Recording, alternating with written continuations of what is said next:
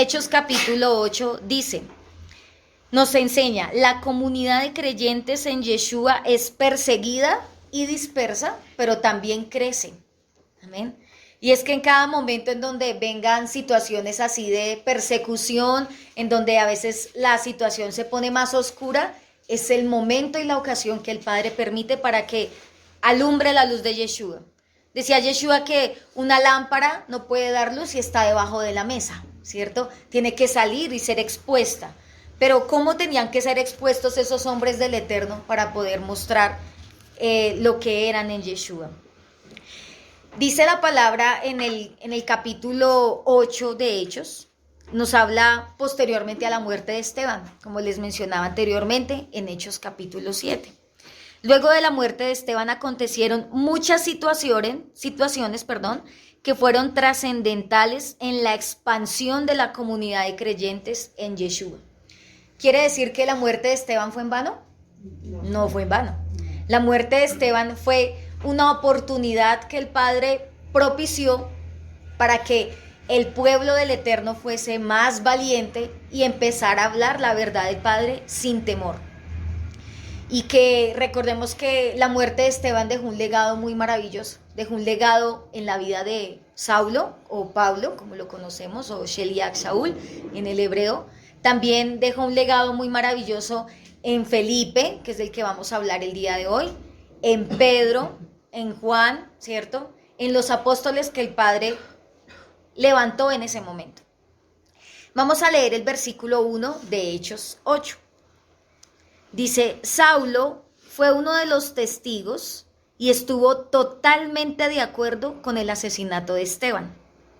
Ese día comenzó una gran ola de persecución que se extendió por toda la iglesia o la comunidad, la Kehilá de Jerusalén. Y todos los creyentes, excepto los apóstoles, fueron dispersados por las regiones de Judea y Samaria. Entonces, aquí nos habla de que Saulo estaba feliz de la muerte de Esteban. Y recordemos cómo murió Esteban. Lapidado, apedreado. Una forma muy cruel. ¿Todo por qué?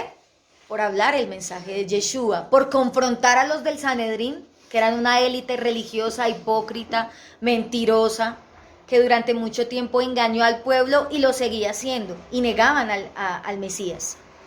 Dice que él estuvo totalmente de acuerdo, y vamos a ir a Filipenses capítulo 3, por favor, sin perder ahí Hechos. Hechos es nuestro texto principal, pero vamos a ir a otros textos. Dice la palabra en Filipenses 3, versículo 6. Y en todo Filipenses 3 yo le invito a que usted lo lean en su casa, porque habla de, Pablo hace como un resumen de lo que él era antes de conocer a Yeshua y de cómo él se comportaba antes de conocer a Yeshua. Decía que él era judío de la tribu de Benjamín, era el mejor de todos. Y el versículo 6 dice, Filipenses 3:6 dice, era tan fanático que perseguía con crueldad a la comunidad y en cuanto a la justicia obedecía la ley al pie de la letra. O sea, él era, si era por conocerse toda la Torá, ¿quién era el primero?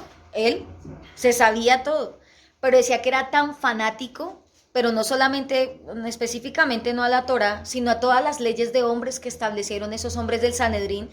Recordemos que el Sanedrín era un concilio de ¿cuántos? De 71. 70 hombres prominentes de las regiones de Israel, más el sumo sacerdote. Y veamos que específicamente ese sumo sacerdote pues era un usurpador, porque según el orden de Levítico, ¿quién debía asumir el sumo sacerdocio? ¿Los de la tribu de quién? De Leví. Y recordábamos que en ese entonces estaba ¿quién? Caifás y Anás, y esos eran puestos por un procurador romano, o sea que eran puestos según el orden de Melquisedec y el orden de Aarón, ¿no? Eran unos usurpadores, eran mentirosos. Y pues Pablo sí era de la tribu de Benjamín, era parte del pueblo de Israel, pero durante mucho tiempo se encargó de perseguir y matar a todos los que seguían a Yeshua. Y él lo decía así, decía, ¿los perseguía con amabilidad o con crueldad? Con crueldad. Dice aquí la palabra que Pablo mostraba consentimiento de la muerte de los creyentes. Él mismo lo hacía y en el caso de Esteban, pues se sintió feliz de que hubiesen hecho eso con Esteban. La palabra consentir también significa estar de acuerdo. Y también hay una traducción, recordemos que el Brit Hadashah o el Nuevo Testamento, como lo conocemos, está escrito en el griego y en latín, ¿cierto? Hay una palabra en el griego que encontramos aquí, cuando habla de que él estaba de acuerdo, es suneudokeo, es una palabra griega, suneudokeo, y no solamente esa palabra no solo significa consentir o estar de acuerdo, sino me parecía muy interesante la otra definición y era que estaba muy complacido. Imagínese usted estar muy complacido con la muerte de alguien, que usted sienta placer de que alguien muera. Así era Pablo. Decía, me deleito en que los maten y los apresen y les hagan y los azoten. Y eso era lo que significaba este versículo 1 de Hechos capítulo 8. Cuando él dice que estaba totalmente de acuerdo es que se sentía muy complacido con eso. Él se deleitaba en atacar, perseguir y matar a los creyentes. Vamos a ir a 1 Corintios 15 y ahí también vamos a encontrar esto que les estoy mencionando. 1 Corintios 15, versículo 9. Dice, pues soy el más insignificante de todos los apóstoles. ¿Quién estaba hablando ahí? Pablo, muy bien. De hecho, ni siquiera soy digno de ser llamado apóstol después de haber perseguido a la comunidad de Yahweh como lo hice. Sin embargo, lo que ahora soy, todo se debe a que Yahweh derramó su favor especial sobre mí y no sin resultados, pues he trabajado mucho más que cualquiera de los otros apóstoles. Pero no fui yo, sino Yahweh quien obraba a través de mí por su gracia. Así que no importa si predico yo o predican ellos, porque todos predicamos el mismo mensaje que ustedes ya han creído. ¿Qué estaba diciendo aquí Pablo? Que no merecía ese título. ¿Por qué no? Porque él decía que no merecía ese título. Porque fue el mayor perseguidor de los creyentes de Yeshua. Y lo hacía de una forma muy cruel. Así que más adelante, aquí en este texto de Corintios, comprendemos que Pablo entiende de una manera mucho más profunda el llamado. Recordemos que en Hechos 9, aunque no voy a citar mucho de Hechos 9 porque lo vamos a aprender en el próximo Shabbat, pero habla de que cuando Yeshua se muestra a Ananías, le dice que vaya y busque a Saulo y ore por él y lo unja para que sean quitadas las escamas de sus ojos. Y Ananías que le dijo, no, pero es que ¿a dónde me vas a mandar? ¿Usted sabe quién es Pablo? ¿Qué era lo que él hacía?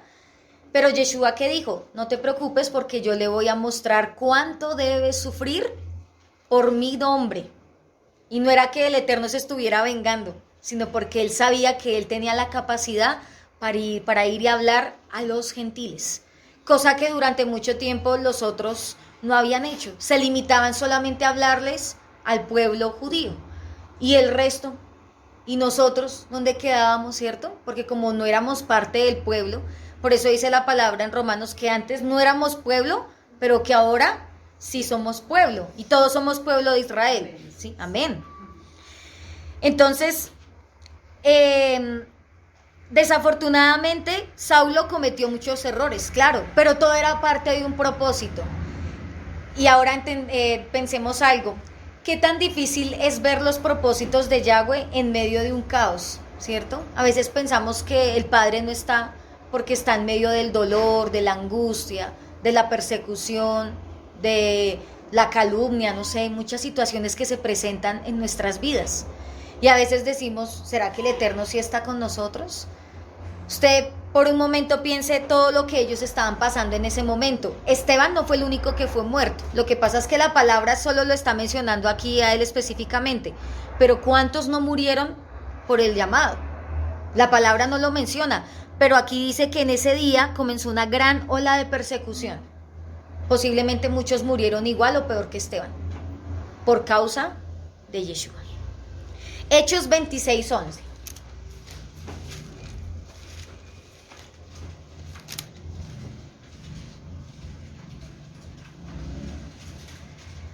Y aquí Pablo nuevamente está hablando.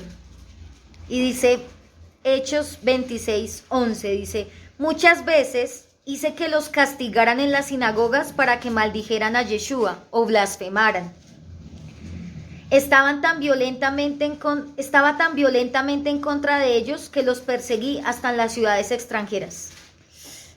¿Era cualquier persona él?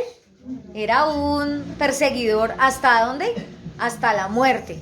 Y él decía que los obligaba dentro de las sinagogas a maldecir el nombre de Yeshua. Hubo una gran persecución contra la Quejilá. La muerte de Esteban era solo el comienzo. Y Saulo era solo uno de los muchos perseguidores. Eso es otro punto. Saulo no era el único que mataba y perseguía. Eran muchos. Si nomás en el Sanedrín, ¿cuántos habían? 71. Imagínense los otros, los de las otras sectas, los de los otros grupos que iban en contra de la Torá. Habían muchos que los estaban persiguiendo. Pero algo que debemos entender es que, aunque para muchos de pronto en ese momento, o aún para nosotros que estamos estudiando la palabra, de pronto usted llegará a pensar que la muerte de Esteban no tuvo algún sentido. Dijo, no, pobrecito, él no debió morir así, murió tan joven, murió apenas en la flor de su ministerio, pero vamos a entender que todo era un plan perfecto. Hay una historia muy bonita de unos, se las voy a narrar, es súper corta, de unos misioneros, y dice así. El domingo 8 de enero del año 1956, en las orillas de un río solitario dentro de las selvas del Ecuador, los nativos asesinaron a 5 misioneros que venían a contarles de Yeshua. Para muchos esta muerte parecía una tragedia sin sentido. Muchos solo podían ver a 5 jóvenes misioneros quienes tenían sus carreras terminadas demasiado pronto, y a las 5 viudas y a sus hijos sin padre. Pero Yahweh hizo una increíble obra a través de esos 5 hombres, y aún en sus muertes, la bendición todavía resuena a través de las personas como Elizabeth Elliot, una de las 5 mujeres cuyo esposo fue asesinado, pero su ministerio trascendió a la historia. A veces pensamos que hay cosas sin sentido, y pensamos que Elohim es injusto, pero todo tiene un plan y un propósito.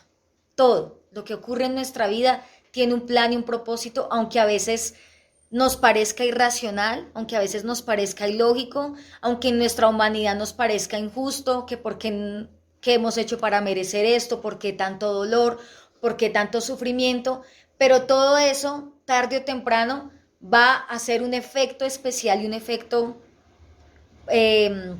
poderoso en nuestras vidas y en las vidas de quienes nos rodean. ¿Sabía usted que todas nuestras lágrimas serán medicina para muchos? Lágrimas dentro del propósito, ¿no? No lágrimas por ser sinvergüenzas, por portarnos mal, no. Las lágrimas que sufrimos por causa de seguir a Yeshua, por causa del propósito de Él, por causa de la formación del carácter, que no es fácil, tarde o temprano eso va a ser medicina para otros. Si tú y yo lo entendemos de esa forma, pues no nos vamos a amargar y no nos vamos a enojar por las situaciones que pasan, sino vamos a decir, bueno, tal vez ahorita no lo entiendo, pero más adelante lo voy a comprender. Por ejemplo, si tú has sido una mujer que ha sufrido mucho, digamos, en el hogar y has vencido muchas situaciones, a la postre van a venir muchas mujeres que van a estar en la misma condición. ¿Y quién es el que va a traer aliento y medicina? Dile al que está al lado tuyo, tú eres la que vas a traer medicina. Y a veces uno dice, no, pero yo no tengo nada para enseñar, yo quién soy, pobrecito. Pero todo eso será medicina para otros, aún los varones. Si de pronto han sido perseguidos, han sido injuriados, han sido calumniados, todo eso a la postrer será bendición para otros. Porque lo que el Padre anhela de cada uno de nosotros es que esas situaciones se conviertan en bendición. Pero el error es cuando permitimos que esas situaciones nos aplasten y no permitamos que el propósito de Yahweh se ejecute de la forma que Él quiere. ¿Esteban cumplió eso a cabalidad? Sí. Recordemos las últimas palabras de él. Padre, no tengas en cuenta este pecado. Perdónalos porque no saben lo que hacen. Las mismas palabras que pronunció Yeshua en el madero, ¿cierto? Esteban cumplió con su propósito. Y ahí espiritualmente Saulo no lo entendía, pero estaba recibiendo un legado sobrenatural en su vida. Y no solo él. ¿Ustedes no creen que el hecho de que él hubiese muerto con tal valor, porque murió de una forma muy dura, pero con un valor tan impresionante, eso nos llenó de fe a los otros que estaban ahí, a los otros seguidores de Yeshua? Que de pronto cuando vino esa persecución, ellos que dijeron, si Esteban pudo, ¿cómo no vamos a poder nosotros? ¿Cierto? Si Esteban resistió hasta la muerte, ¿cómo nos va, en expresiones de nosotros, ¿será que nos va a quedar grande seguir anunciando a Yeshua? No, esas cosas nos llenan de valor. Y no sé si a usted le ha pasado aquí en medio del pueblo, que usted ve a otras personas que pasan por situaciones difíciles y eso lo llena de valor. Dice, uy, si fulano pudo, pues madre, yo voy a poder. Si fulano pudo pasar por esa situación de enfermedad, yo puedo vencer. Si fulano pudo sobrellevar esa situación de escasez y ahora está del otro lado, pues yo voy a poder. Si fulano pudo pasó lo que pasó en el ministerio y pudo vencer, también yo lo voy a hacer. Eso nos llena de emuná. Esos son los testimonios. He ahí la importancia de testificar, ¿cierto? Cuando el Padre hace algo en nuestras vidas y se testifica, y testificar no es solamente pasar al frente y decir voy a contar un testimonio, sino testificar, dígale que está al lado suyo, es con nuestra propia vida. Que digan, uy, tremendo, ese hombre pasó por situaciones duras, pero mírelo, ahí está firme con sus hijos y su esposa, por ejemplo. O ese joven pasó por situaciones difíciles, estuvo en la muerte, estuvo en vicios, en drogas, en lo que sea, y aquí está predicando la buena noticia. Eso llena de emuná a muchas personas. Entonces, la muerte de Esteban no fue en vano, para nada. Y esta historia que les contaba tampoco. Esos 5 misioneros, todos llenos de emuná, se adentraron en las profundas selvas del Ecuador y no alcanzaron a llegar cuando pum, pero dejó un legado maravilloso en sus hijos y en las esposas. Y hasta el día de hoy se escucha hablar del ministerio de ellos. De la misma manera, la muerte de Esteban puede parecer algo sin sentido o a primera vista. Su joven ministerio de poder y elocuencia fue interrumpido repentinamente. Su ministerio también pareció terminar en fracaso.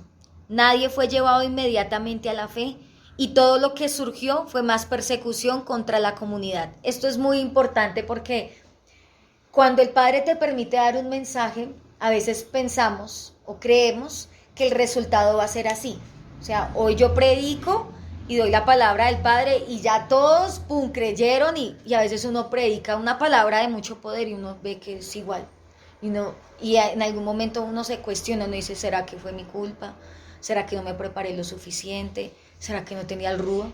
¿Será que algo pasó? Pero tarde o temprano, si tú te preparaste obviamente y pagaste el precio, tarde o temprano esa semilla no cae en tierra infértil. Cae en tierra que da fruto, pero a su tiempo. Es que a veces pensamos que sembré hoy la pepa de aguacate y ya mañana me va a traer los 100 aguacates. Y no es así. Y espiritualmente pasa igual. Tú das un mensaje con mucho poder y uno dice, no, yo no, como que en esta comunidad no hay resultados, ¿cierto? Como que yo veo que todos siguen igual, pero no. Tenemos que ver con los ojos de la emuná de que ahí está la semilla germinando. ¿Qué es lo primero que nace en la semilla? Sus raíces. ¿Y las raíces son evidentes? No, están por debajo de la tierra. No las podemos ver, pero tarde o temprano van creciendo y eso va formando el tallo, las hojas, las flores, el fruto, y ahí sí podemos decir, ah, ya hay fruto. Y a veces pasa que en algún momento enseñaste algo y eso trajo vida a tu vida. Y si alguien dice, uy, en algún momento usted me dijo algo y en el momento yo no lo entendí, pero después lo pude comprender y mire los frutos. Y esa es una predicación eficaz. En el momento, de pronto, se pensaría que la predicación de Esteban fue un fracaso, porque le predicó a esos 71 para que se pudiesen convertir y al contrario le mostraban los puños y no se convirtió ninguno. Dijeron, no, ese Esteban no tenía poder para predicar, definitivamente ese Esteban no, fracaso como predicador. Y no fue así. En el momento no habían frutos de nuevos creyentes, pero sí llenó de valor a los que ya estaban, a los que ya conocían a Yeshua, y ahí fue cuando la comunidad se empezó a expandir. Amén. Y eso es algo que no podemos permitir nunca en nuestras vidas, la incredulidad. Cuando el Padre te ponga a enseñar, cuando el Padre te permita mostrar una palabra del Padre, nunca te llenes de incredulidad por lo que está pasando o por lo que ves exteriormente, ¿sí? A veces la incredulidad llega por lo que no vemos, o a veces llega la incredulidad también por por los comentarios de las personas, ¿cierto? A veces, pero usted qué me viene a enseñar si mire su vida, ¿cierto? Pasan situaciones también así, que cuestionan mucho el mensaje del Padre por el mensajero, pero eso no nos puede dejar amedrentar para seguir predicando la buena noticia, porque es que todos estamos en un proceso de crecimiento, sin excepción alguna, todos, independientemente de cuánto tiempo llevemos. Cada día el Padre nos enseña algo. El día que usted diga que ya está súper perfecto, pues grave, porque dice que seremos, Pablo decía, la obra del Padre que él empezó, seguirá perfeccionándola ¿hasta cuándo? Hasta que venga nuestro Adón Yeshua HaMashiach. Todavía estamos en ese proceso de crecimiento, de aprendizaje, de conocer más al Creador, de conocer también lo que hay en nuestra vida y que debemos seguir puliendo, debemos seguir transformando, pero eso no significa que sea un impedimento para hablar la buena noticia. ¿Y por qué les digo esto? Porque en algún momento de mi vida ocurrió. Cuando pasaba por situaciones muy difíciles, una de dos, o me dejaba amedrentar y ya no quería volver a enseñar por todo lo que estaba pasando y permitía que los comentarios de las personas como, pero qué bueno puede salir de ahí, porque claro, conocen tu pasado, conocen lo que has pasado, y no solo en el pasado, sino tal vez aún en el mismo presente, y muchos pueden hacer esto, menear la cabeza como, ¿qué puede enseñar? Pero una de dos, o me levanto y soy valiente y sigo permitiendo la obra de Yeshua en mi vida y sigo hablando la palabra, o simplemente dejo que me muera espiritualmente y nada pasó. Y esto mismo estaba ocurriendo en ellos. El ministerio de la evangelización y la palabra de Yeshua no terminó con la vida de Esteban. Muchos pensaron que sí, no, ahorita, si eso le pasó a Esteban, imagínense lo que nos va a pasar a nosotros. Mejor no hablemos, mejor callemos. Y eso es una mentira del enemigo en nuestras vidas si lo permitimos. Que el Padre te quiera callar, que el Padre te quiera enmudecer, pero no podemos permitir eso en nosotros. Obviamente hago la aclaración, ¿no? Si usted está en santidad y en obediencia, pues obviamente tenemos la autoridad para enseñar, pero si su vida está como torcida, pues ni se atreva, ¿cierto? Ni se atreva a hablar porque hemos aprendido con nuestros pastores, con nuestros siervos, que hay algo que se llama el jarabe de palo, ¿cierto? Y a veces hablamos de cosas que, y después el Padre con eso mismo nos azota. Pero cuando tú estás perseverando y estás hablando la buena noticia, aunque a veces uno humanamente de este lado uno ve y uno dice, ay, no está pasando nada, sí, en el corazón está ocurriendo algo. Tal vez no en todos, pero en los que el Padre disponga y en los que cada uno disponga en su corazón que eso ocurra, para que haya un milagro, para que haya crecimiento, para que se vean los frutos. Nadie fue llevado inmediatamente a la fe después de la muerte de Esteban, y todo lo que surgió fue más persecución contra la comunidad.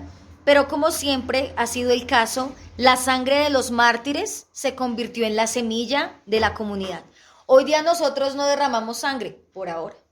Derramamos lágrimas, ¿cierto? Lloramos, sufrimos, pero eso también son semillas. Son semillas para los que han de venir. Son semillas para los que están a nuestro alrededor. Todos fueron esparcidos por las tierras, dice la palabra. Ahora los creyentes fueron forzados a hacer lo que se habían rehuido, llevar el mensaje de Yeshua a las tierras circundantes. Y esto es un punto muy importante porque ellos se habían limitado a enseñar la palabra solamente a los de Jerusalén, o sea, a mi convito. ¿cierto? A mi pueblo, a mi familia. Y el Padre, mucho antes, Yeshua les había dicho, id y hacer discípulos, ¿a dónde? O sea que tenían que moverse. Y a veces uno está tan cómodo, ¿cierto? Uno no, aquí estoy bien. Y el Padre empieza a desacomodarlo, a moverlo a uno. Y los cambios son bruscos, claro, son bruscos. Pero el Padre a veces tiene que ocasionar esas cosas fuertes para moverlo, para que se expanda el mensaje de Yeshua. Porque a veces el ser humano por voluntad propia no es que lo quiera hacer así, no, de buenas a primero y me levanté con ganas de ir y expandir el mensaje. No, el Padre a veces ocasiona esas situaciones para que el mensaje se expanda y a veces es un poquito brusco el cambio, ¿cierto? Es un poquito tosco, pero todo es por el mensaje de Yeshua, por las almas. Ni siquiera a veces es por uno, a veces uno piensa que es que el Padre lo muda a uno de un lugar para que yo esté más tranquilo, porque es que en Soacha están como robando mucho, pero aquí en Paipaso es una paz, aparentemente, pero no es así, ¿cierto? Y a veces todo lo vemos muy literal, todo lo vemos así, súper literal, pero no es así. El Padre ocasiona esas situaciones y esas oportunidades para movernos, para mudarnos del lugar en donde nos encontramos, para hablar la buena noticia. Aquí hay una palabra que dice que se extendió o fueron esparcidos los creyentes. La palabra esparcido tiene dos ideas diferentes. Una se refiere a esparcir en el sentido de hacer desaparecer algo, como cuando uno esparce cenizas, se las lleva el viento. Pero el otro sentido se refiere a plantar o sembrar semillas. Y esta es la palabra que se está usando en este momento. Cuando el Padre dice aquí que ellos fueron esparcidos, no se está refiriendo a que fueron como cenizas, sino a que fueron regando semillas, como cuando uno, ¿sí?, riega algo en la tierra. Hechos 1, 8, Hechos capítulo 1, 8, dice, pero recibirán poder cuando el Espíritu Santo descienda sobre ustedes y serán mis testigos. ¿Quién estaba hablando ahí? Yeshua. Y les hablarán a la gente acerca de mí en todas partes. ¿Solo en Jerusalén? Dice en Jerusalén, por toda Judea, en Samaria y hasta los lugares más lejanos de la tierra. O sea que sí tenían que ser esparcidos. Sí, o sea, no era opcional.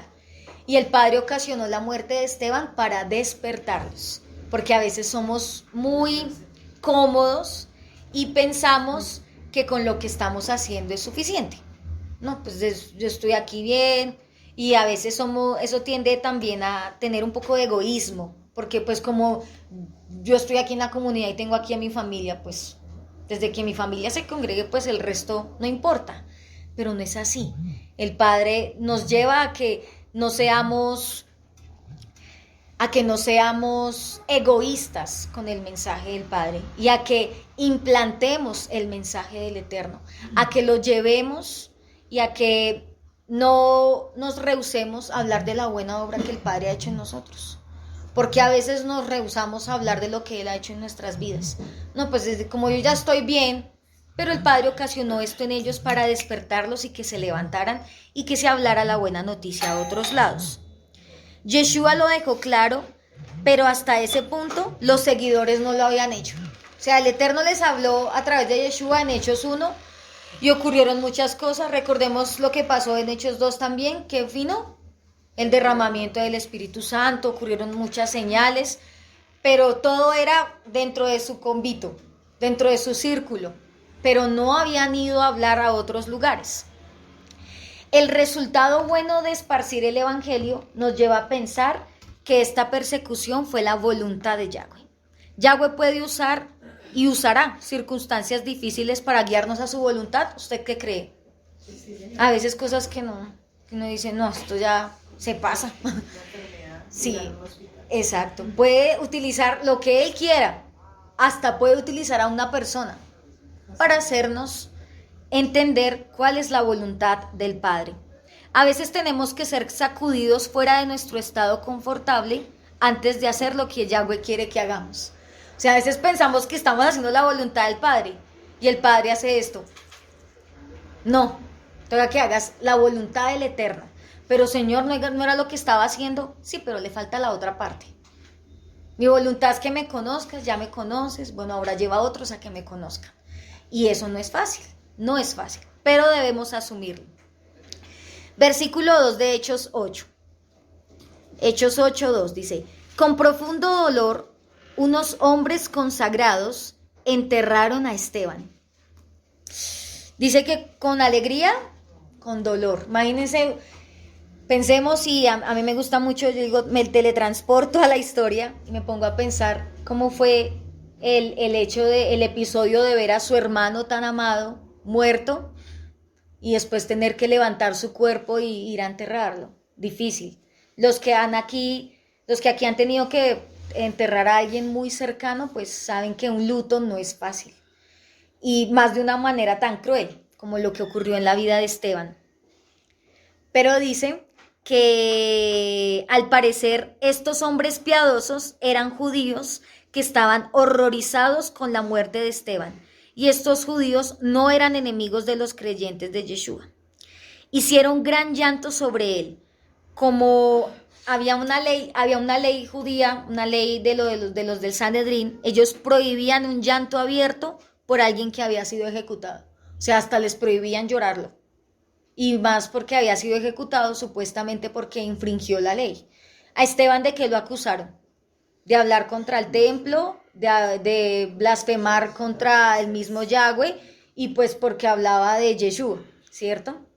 Entonces, obviamente en el capítulo anterior entendíamos que todo era una mentira, pero vemos que ellos prohibían que hubiese un llanto. Entonces dice que estos hombres piadosos no eran seguidores de Yeshua así plenos, pero al ver eso sí se conmovieron. O sea que empezó a haber un efecto en la predicación de Esteban anteriormente, porque dice que públicamente ellos en otros textos habla de que se arrepintieron y que en señal de dolor rasgaron vestiduras y enterraron a Esteban. Y miren que no fueron cualquiera, dice que eran hombres piadosos los que llevaron el cuerpo de Esteban. Versículo 3 al 4 de Hechos 8. Dice, y Saulo iba por todas partes con la intención de acabar con la comunidad. Él todavía estaba ahí súper ciego. Iba de casa en casa y sacaba a rastras tanto a hombres como a mujeres y los metía en la cárcel. Así que los creyentes que se esparcieron predicaban la buena noticia acerca de Yeshua a donde quiera que iban. Entonces aquí vemos que Saulo continuó con su persecución.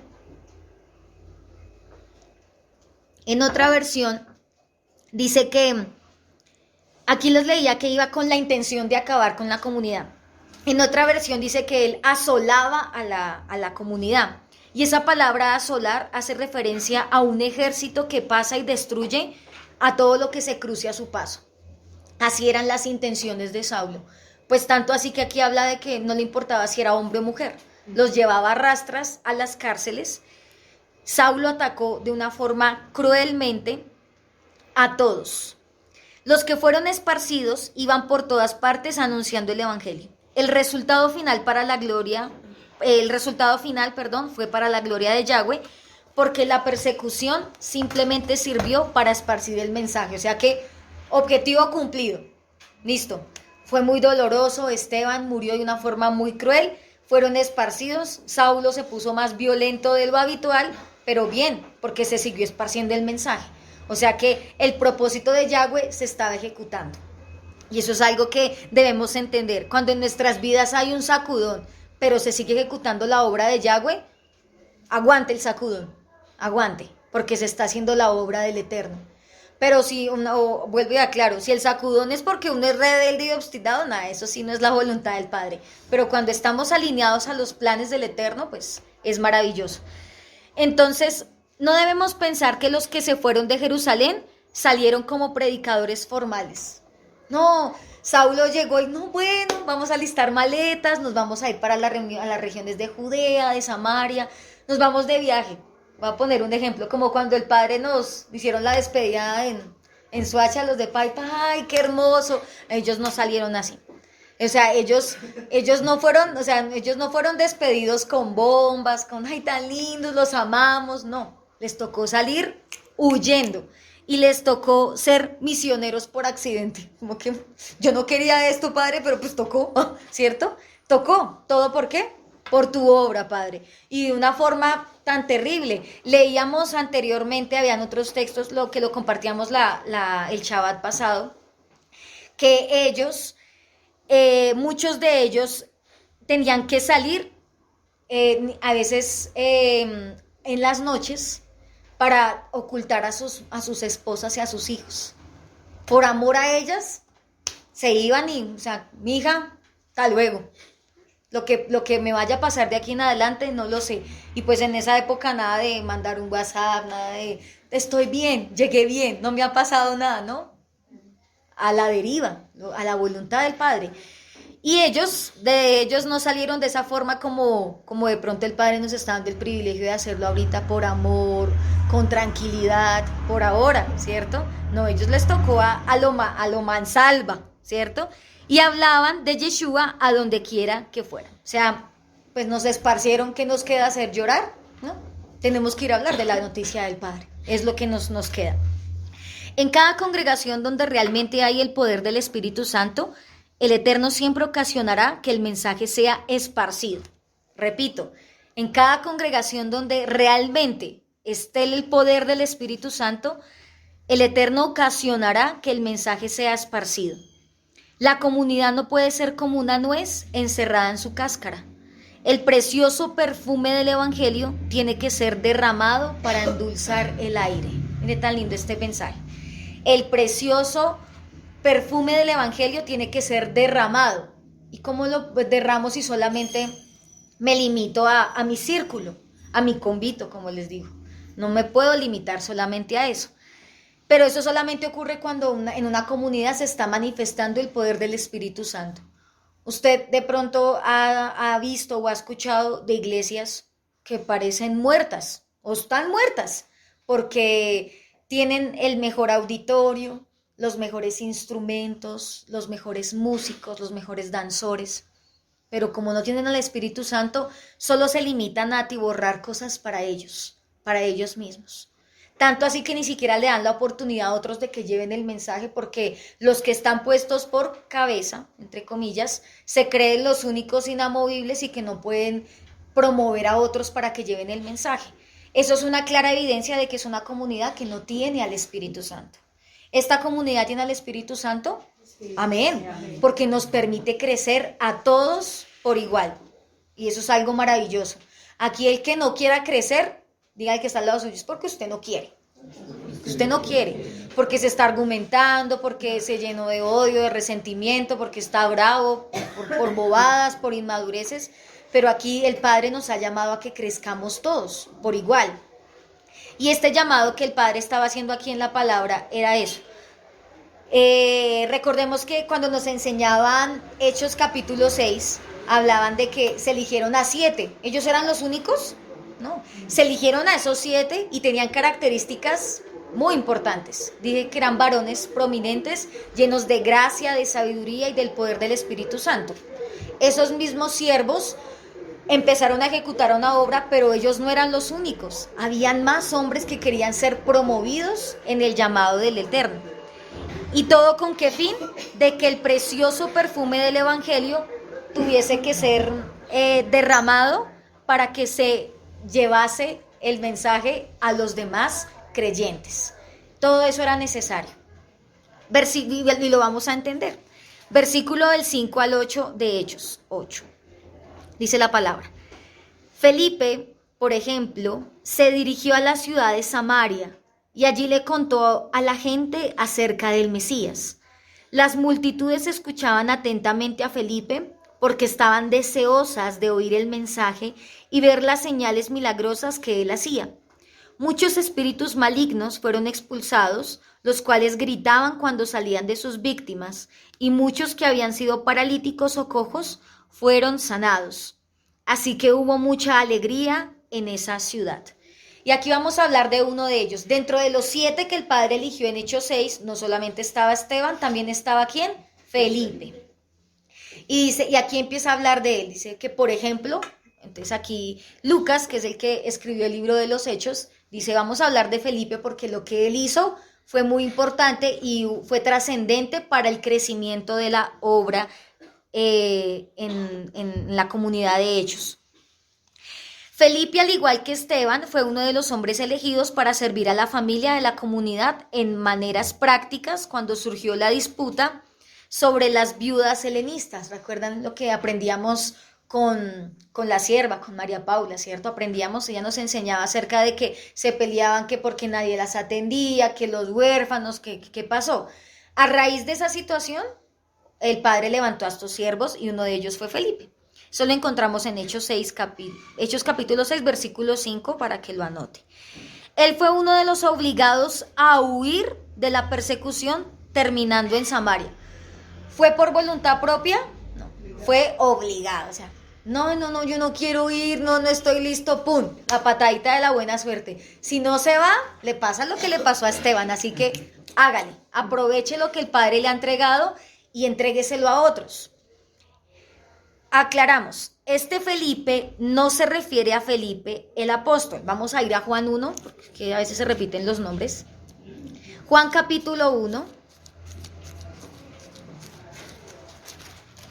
versículo 43 y 45, al 45. Juan 1, 43, 45 dice: al día siguiente, Yeshua decidió ir a Galilea. Encontró a Felipe y le dijo, ven, sígueme.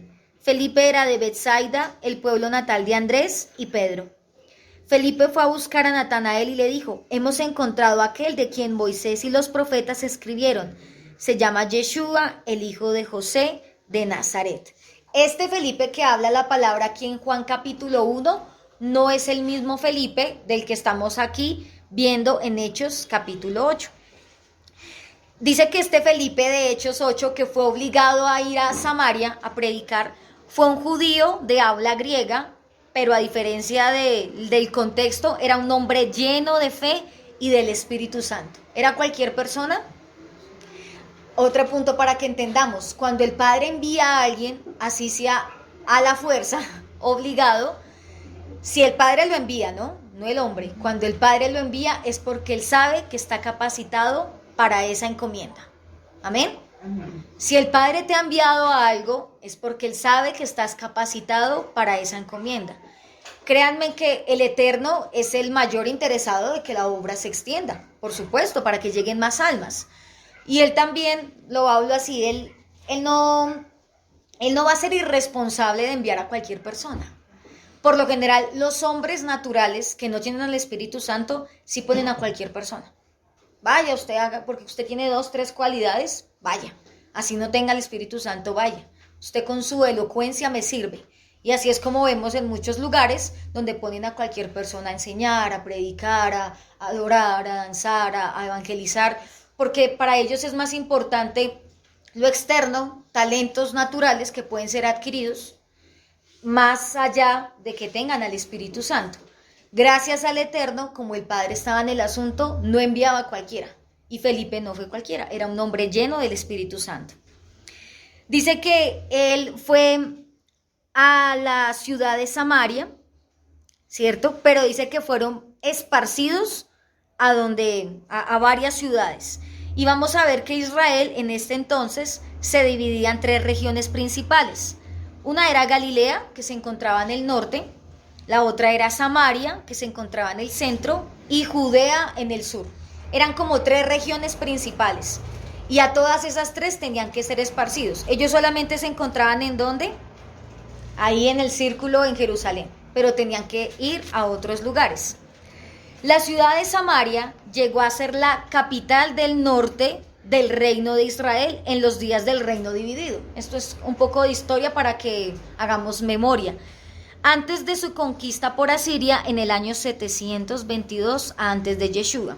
Recordemos el reino dividido, ¿cierto? Por Jeroboam, por Roboam. En ese momento Samaria llegó a ser capital. Durante esta guerra, el rey asirio llevó muchos cautivos, dejando solo a los más pobres y repoblando la tierra con extranjeros. Estos contrajeron matrimonio con los judíos y esta raza fue una raza mixta. O sea, como suena un poquito feo, pero como mezclados, ¿sí? Como, sí, mixtos. Y dice que esta raza mezclada originó a los samaritanos.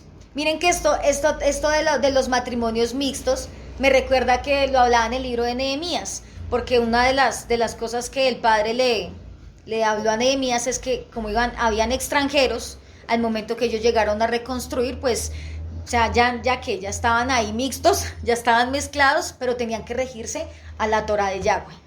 Estos mixtos, por ser mezclados, eran rechazados y excluidos de la comunidad, porque como no eran de la pura cepa, ¿cierto? Es como aquí en Colombia los mestizos, ¿sí? Ya me acordé de esa palabra, los mestizos, que eran los que eran los que nacían de españoles y criollos, los de acá. Esos éramos nosotros, los mestizos, los mixtos. Y aquí pasaba esto mismo con ellos. Entonces, esos mixtos, ¿quiénes eran? Los samaritanos.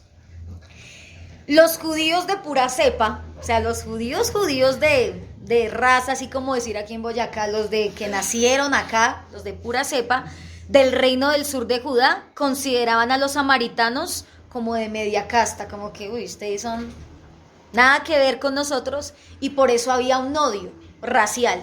Y todo empezó ¿desde cuándo? Desde el año 722, desde que hubo una mezcla, de que vinieron los asirios, todo eso. Ahí empezó ese odio racial.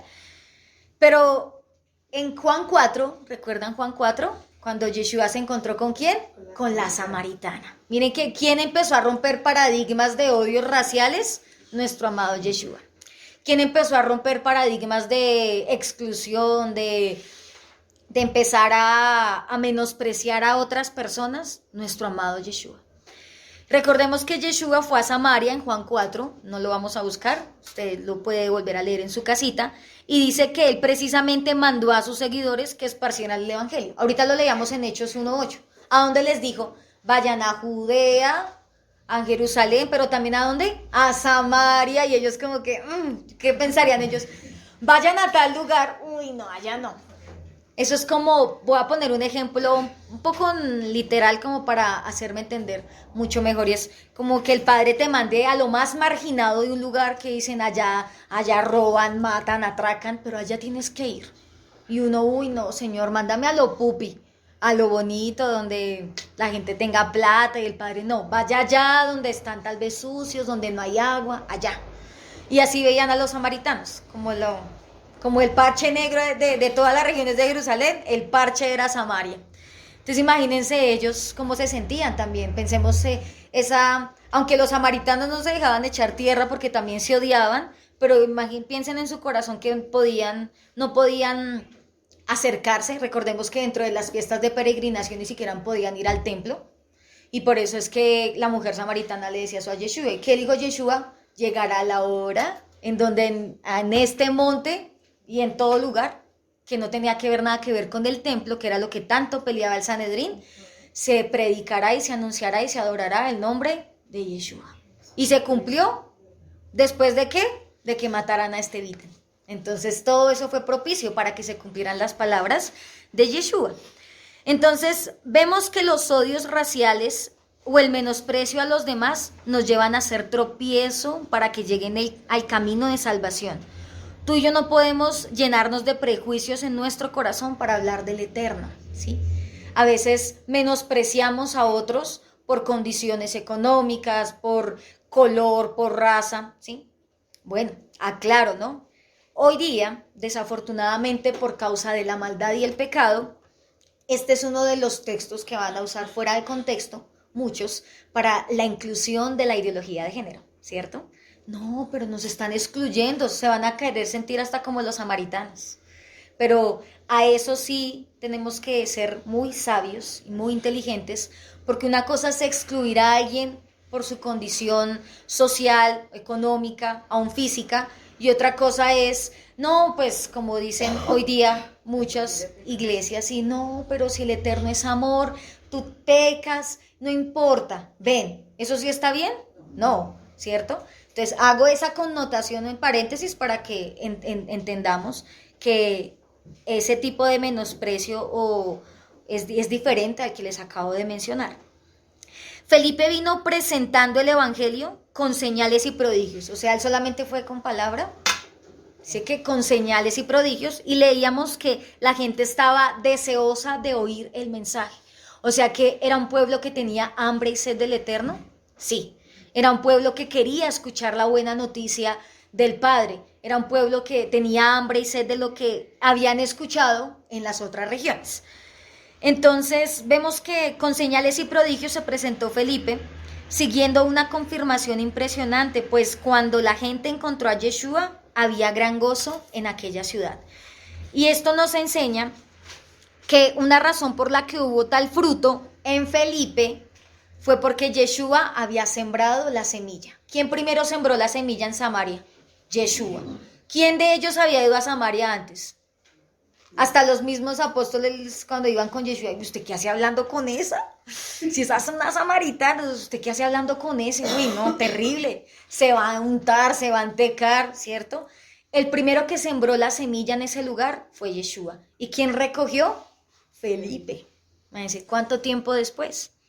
La semilla en Samaria durante el ministerio se recogió en Felipe. La predicación de Felipe estaba llena del Espíritu Santo, por eso ocurrían milagros y señales. Esa es la predicación que nosotros debemos hacer. Y eso es algo impresionante porque en este tiempo el Padre nos ha hablado mucho de eso, de la manifestación del Espíritu Santo, de la libertad, de los milagros, de los prodigios. Y eso es a lo que le debemos apuntar, que el Padre nos permita ser usados por su Espíritu Santo y no limitarlo. Cuando el Padre decida hacer algo en medio del pueblo, en medio del lugar a donde nos lleve a hablar, no limitarlo, en las veredas, en donde el Padre lleve a los siervos que el Padre está enviando, no limitar al Espíritu Santo para que ocurran este tipo de cosas. Vamos a ir a Mateo 4, un momento. Mateo 4:24. ¿Qué dice Mateo 4?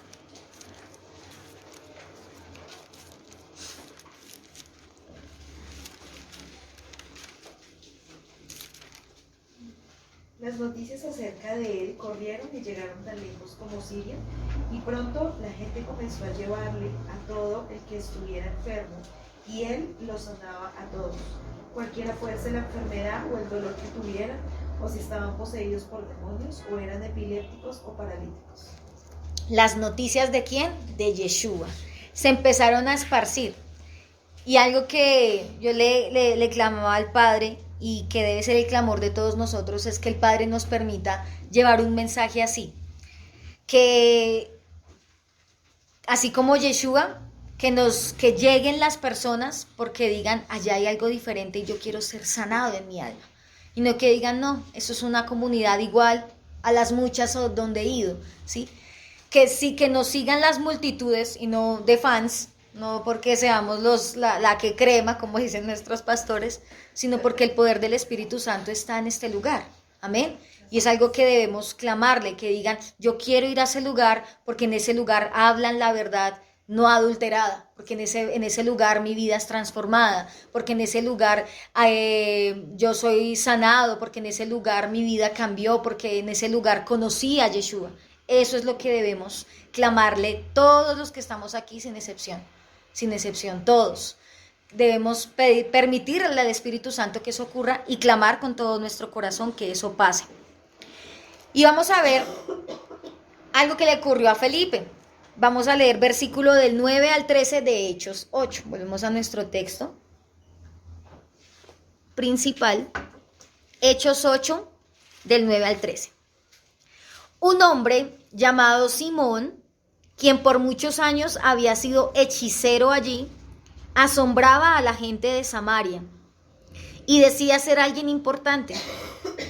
Todos, desde el más pequeño hasta el más grande, a menudo se referían a él como el grande, el poder de Yahweh. Lo escuchaban con atención porque por mucho tiempo él los había maravillado con su magia. Pero ahora la gente creyó el mensaje de Felipe sobre la buena noticia acerca del reino de Yahweh y del nombre de Yeshua. Como resultado, hicieron la tevilá muchos hombres y mujeres.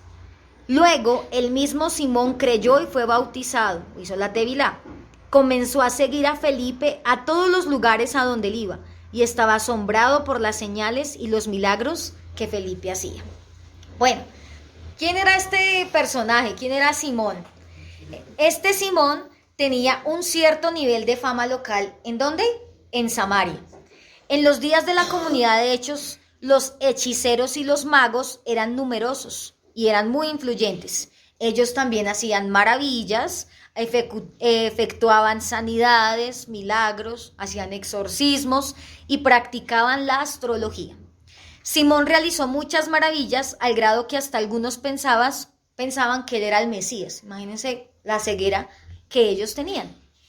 Pero claramente, pues los poderes de él no venían del Eterno, ¿cierto?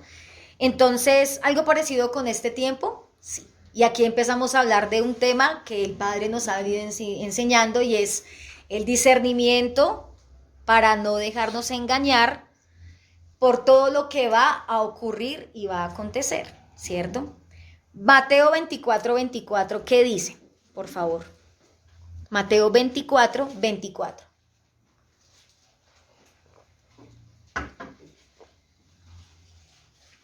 Porque se levantarán falsos mesías y falsos profetas y darán señales grandes y prodigios, de tal manera que engañarán, si es posible, aún a los escogidos. Amén, gracias. Así es, se levantarán muchos falsos profetas que dirán que son seguidores de Yeshua, pero no lo son. Y como tienen poder para hacer milagros, pues imagínense. Algo de lo que va a pasar en estos últimos tiempos con la obra del antimesías, ¿cierto? No solamente la de él, sino de todos sus secuaces, de todos los que van a levantar para que sean engañados aún los mismos escogidos. Pero ahí volvemos a lo que nos enseñaba el siervo. ¿Qué nos va a preservar el alma de esos engaños? El Espíritu Santo y el discernimiento, la sabiduría, para decir esto sí es del Padre, esto no. Para hacer la distinción entre lo santo y lo profano. Claramente Simón era un antimesías en ese momento. Imagínense, ¿Satanás también da poder? Sí. ¿Se acuerdan cuando Moisés se presentó ante el faraón? Y botó la vara y una serpiente. Y el faraón, yo también tengo a los míos. Y mandó a sus secuaces y hacían también milagros y hacían prodigios. Pero siempre el poder de Yahweh prevalecía en medio de todo eso. Era mayor. Entonces vemos que Simón dice que a pesar de todo eso, dice que él también creyó. El hechicero, el mago, el sortílego, el demonio se convirtió. Dijo, uy, sí, yo le creo a lo que Felipe está predicando. Me voy a convertir. Imagínense en ese momento, y esto me ministraba mucho. Yo decía, Padre, danos mucho de tu sabiduría y de tu discernimiento, porque como nos enseñaba el siervo, cualquiera puede llegar aquí a la puerta. Y pueden tener, no sé, pueden hacer milagros y prodigios y tener algo del enemigo, pero si nos dejamos asombrar y nos falta el discernimiento, podemos estar cavando un hoyo para la misma comunidad. Y vamos a ocurrir qué le pasó a Felipe. Dice que por lo general esta gente, como Felipe, se aprovechaban de la ignorancia, como Felipe no, sino como Simón, perdón, se aprovechaban de la ignorancia y las supersticiones de la gente común. Y hay un texto que está en Segunda de Tesalonicenses, por favor. Vamos allí. Segunda de Tesalonicenses 2. Y aquí habla de lo que va a ser el antimesías, pero también nos muestra pues lo que va a hacer sus secuaces, sus seguidores. Segunda de Tesalonicenses 2, 8 al 12. ¿Qué dice? Entonces el hombre de anarquía será dado a conocer, pero el Adón Yeshua lo matará con el soplo de su boca y lo destruirá con el esplendor de su venida. Ese hombre vendrá a hacer la obra de Satanás con poder, señales y milagros falsos. Se valdrá de toda clase de mentiras malignas para engañar a los que van rumbo a la destrucción, porque se niegan a amar y a aceptar la verdad que los salvaría. Por lo tanto, Yahweh hará que ellos sean engañados en gran manera y creerán esas mentiras. Entonces serán condenados por deleitarse en la maldad en lugar de creer en la verdad. Amén. Dice que el hombre de anarquía, el antitorá, el antimesías, dice que también vendrá con milagros y él va a hacer la obra ¿de quién? de Satanás. Andrés nos enseñaba que habían seguidores del Eterno y colaboradores del Eterno, fue la expresión que él utilizó, y colaboradores de Satanás. Claramente Simón en ese momento, ¿quién era? Un colaborador de Satanás. Pero miren este versículo 10, es muy hermoso porque dice que él se valdrá de toda clase de mentiras malignas para engañar a los que van rumbo a la destrucción, porque se niegan a amar y aceptar la verdad que los salvaría. Entonces, si tú y yo nos negamos a aceptar la verdad que nos salva, pues vamos a ser engañados, claramente. ¿Sí? Si tú y yo nos negamos a recibir a Yeshua, vamos a ser engañados. Si tú y yo nos negamos a rechazar, o sea, si todo el tiempo lo rechazamos, vamos a ser engañados. Y Simón, durante muchos años, porque por eso la gente lo veía como el grande, y aquí lo leíamos en Hechos capítulo 8, y lo veían como el supremo, como el todopoderoso en Samaria, pues por causa de eso engañaba a muchas personas. Los samaritanos asumieron incorrectamente que porque Simón tenía un poder espiritual era de Yahweh. No todo el que dice Señor, Señor es del Padre, ¿no? Y ahí es donde vuelve y dígale que está a su lado. Nos toca activar el discernimiento a través del Espíritu Santo. O sea, de verdad que eso no es opcional. Tenemos que clamarlo todo el tiempo, pedirle al Padre que nos ayude y que nos abra nuestro entendimiento. Claramente no era cierto, lo que Simón hacía no venía del Padre. Los que previamente habían sido engañados por Simón y sus artes mágicas, ahora creyeron a Felipe. Entonces, la predicación de Felipe tenía poder, por supuesto, porque dice que después lo escucharon con gran atención. Dice, por eso en el versículo dice, hay un pero, y ese pero marca un antes y un después. O sea, antes le creíamos a Simón, pero después de que llegó Felipe con el poder del Espíritu Santo, ahora le creemos a él y a la obra de Yeshua. Posteriormente dice que ellos fueron, ¿qué? Hicieron la tevilá. Por consecuencia, Simón estaba maravillado y atónito por la predicación de Felipe y los milagros que hacía a través de la unción del Espíritu Santo, hasta el punto que también él declaró la fe y fue bautizado. Él también hizo la tevilá. También le dijo a Felipe, bueno, voy a dejar mis oficios de mago y me voy a unir a los seguidores de Yeshua. Y hizo la tevilá y dice que permaneció al lado de Felipe. Dice que todo el tiempo iba al lado de Felipe. Ezequiel 44:23, anótelo, por favor. Y dice, enseñarán a mi pueblo a hacer diferencia entre lo santo y lo profano, entre lo limpio y lo no limpio. Eso es un mensaje de Ezequiel a los levitas y los sacerdotes en ese momento, en el tiempo de Ezequiel. Pero no solamente para ese tiempo, dígale que está a su lado, para ahora, para ahora. Dice, enseñarán a mi pueblo a hacer diferencia entre lo santo y lo profano. Ese era un papel muy importante que jugó antes, en ese tiempo, y juega ahora y jugará después. El discernimiento. Versículo del 14 al 17, y vamos a comprender un poco más. Dice la palabra. Cuando los apóstoles de Jerusalén oyeron que la gente de Samaria había aceptado el mensaje de Yahweh, enviaron a Pedro y a Juan allá. En cuanto ellos llegaron, oraron por los nuevos creyentes para que recibieran al Espíritu Santo. El Espíritu Santo todavía no había venido sobre ninguno de ellos porque solo habían sido bautizados en el nombre de Yeshua. Habían hecho la tevilá en agua. Entonces Pedro y Juan impusieron sus manos sobre esos creyentes y recibieron al Espíritu Santo. Bueno, aquí vamos a ver algo muy importante y es que dice que los samaritanos recibieron al Espíritu Santo a través de la tevilá que Felipe les dio o hasta cuando Pedro y Juan llegaron. Hasta cuando Pedro y Juan llegaron. Ah, claro, no es que Felipe no tuviera el Espíritu Santo, pero aquí vamos a comprender un orden muy especial que aún pasa y lo vemos hoy día en nuestras comunidades, ¿sí? Y es el orden de todas las cosas. Felipe no era apóstol. Este Felipe no era apóstol. Era un evangelista. Era un misionero que el Padre había enviado. Juan y Pedro sí eran los apóstoles, eran las cabezas, o sea, como que ellos enviaron a Felipe. Bueno, nosotros somos las cabezas y promovemos a Felipe a que lleve el evangelio. Lo enviaron, ¿sí? Y dice que en ese momento, cuando ellos aceptaron la buena noticia, hay varios puntos, y es uno de ellos del por qué Pedro y Juan no era porque no creyeran en la obra de Felipe, sino era para que se consolidaran esos nuevos creyentes en la obra completa. Por eso al comienzo de la enseñanza les preguntaba, ¿cuántos han sido bautizados en agua o has hecho la tevilá en agua, pero también en el Espíritu?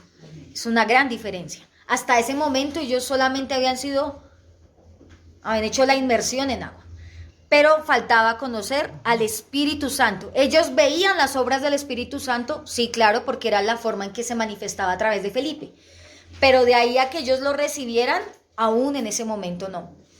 Pedro y Juan fueron en ese momento para que ocurriera eso, porque ellos tenían la autoridad. Hay un texto en el libro de Mateo, para que también lo anoten, Mateo 16, 19. Mateo capítulo 16, versículo 19. Dice, y te daré las llaves del reino del cielo. Todo lo que prohíbas en la tierra será prohibido en el cielo, y todo lo que permitas en la tierra será permitido en el cielo. Esas llaves de autoridad, ¿a quién se les había entregado? A los apóstoles, específicamente en este momento aquí está hablando de Yeshua, a Pedro. Más adelante le dice que él por eso le cambió el nombre a Kefa, que era la roca donde se iba a establecer esa comunidad. Y hasta ese momento había sido así.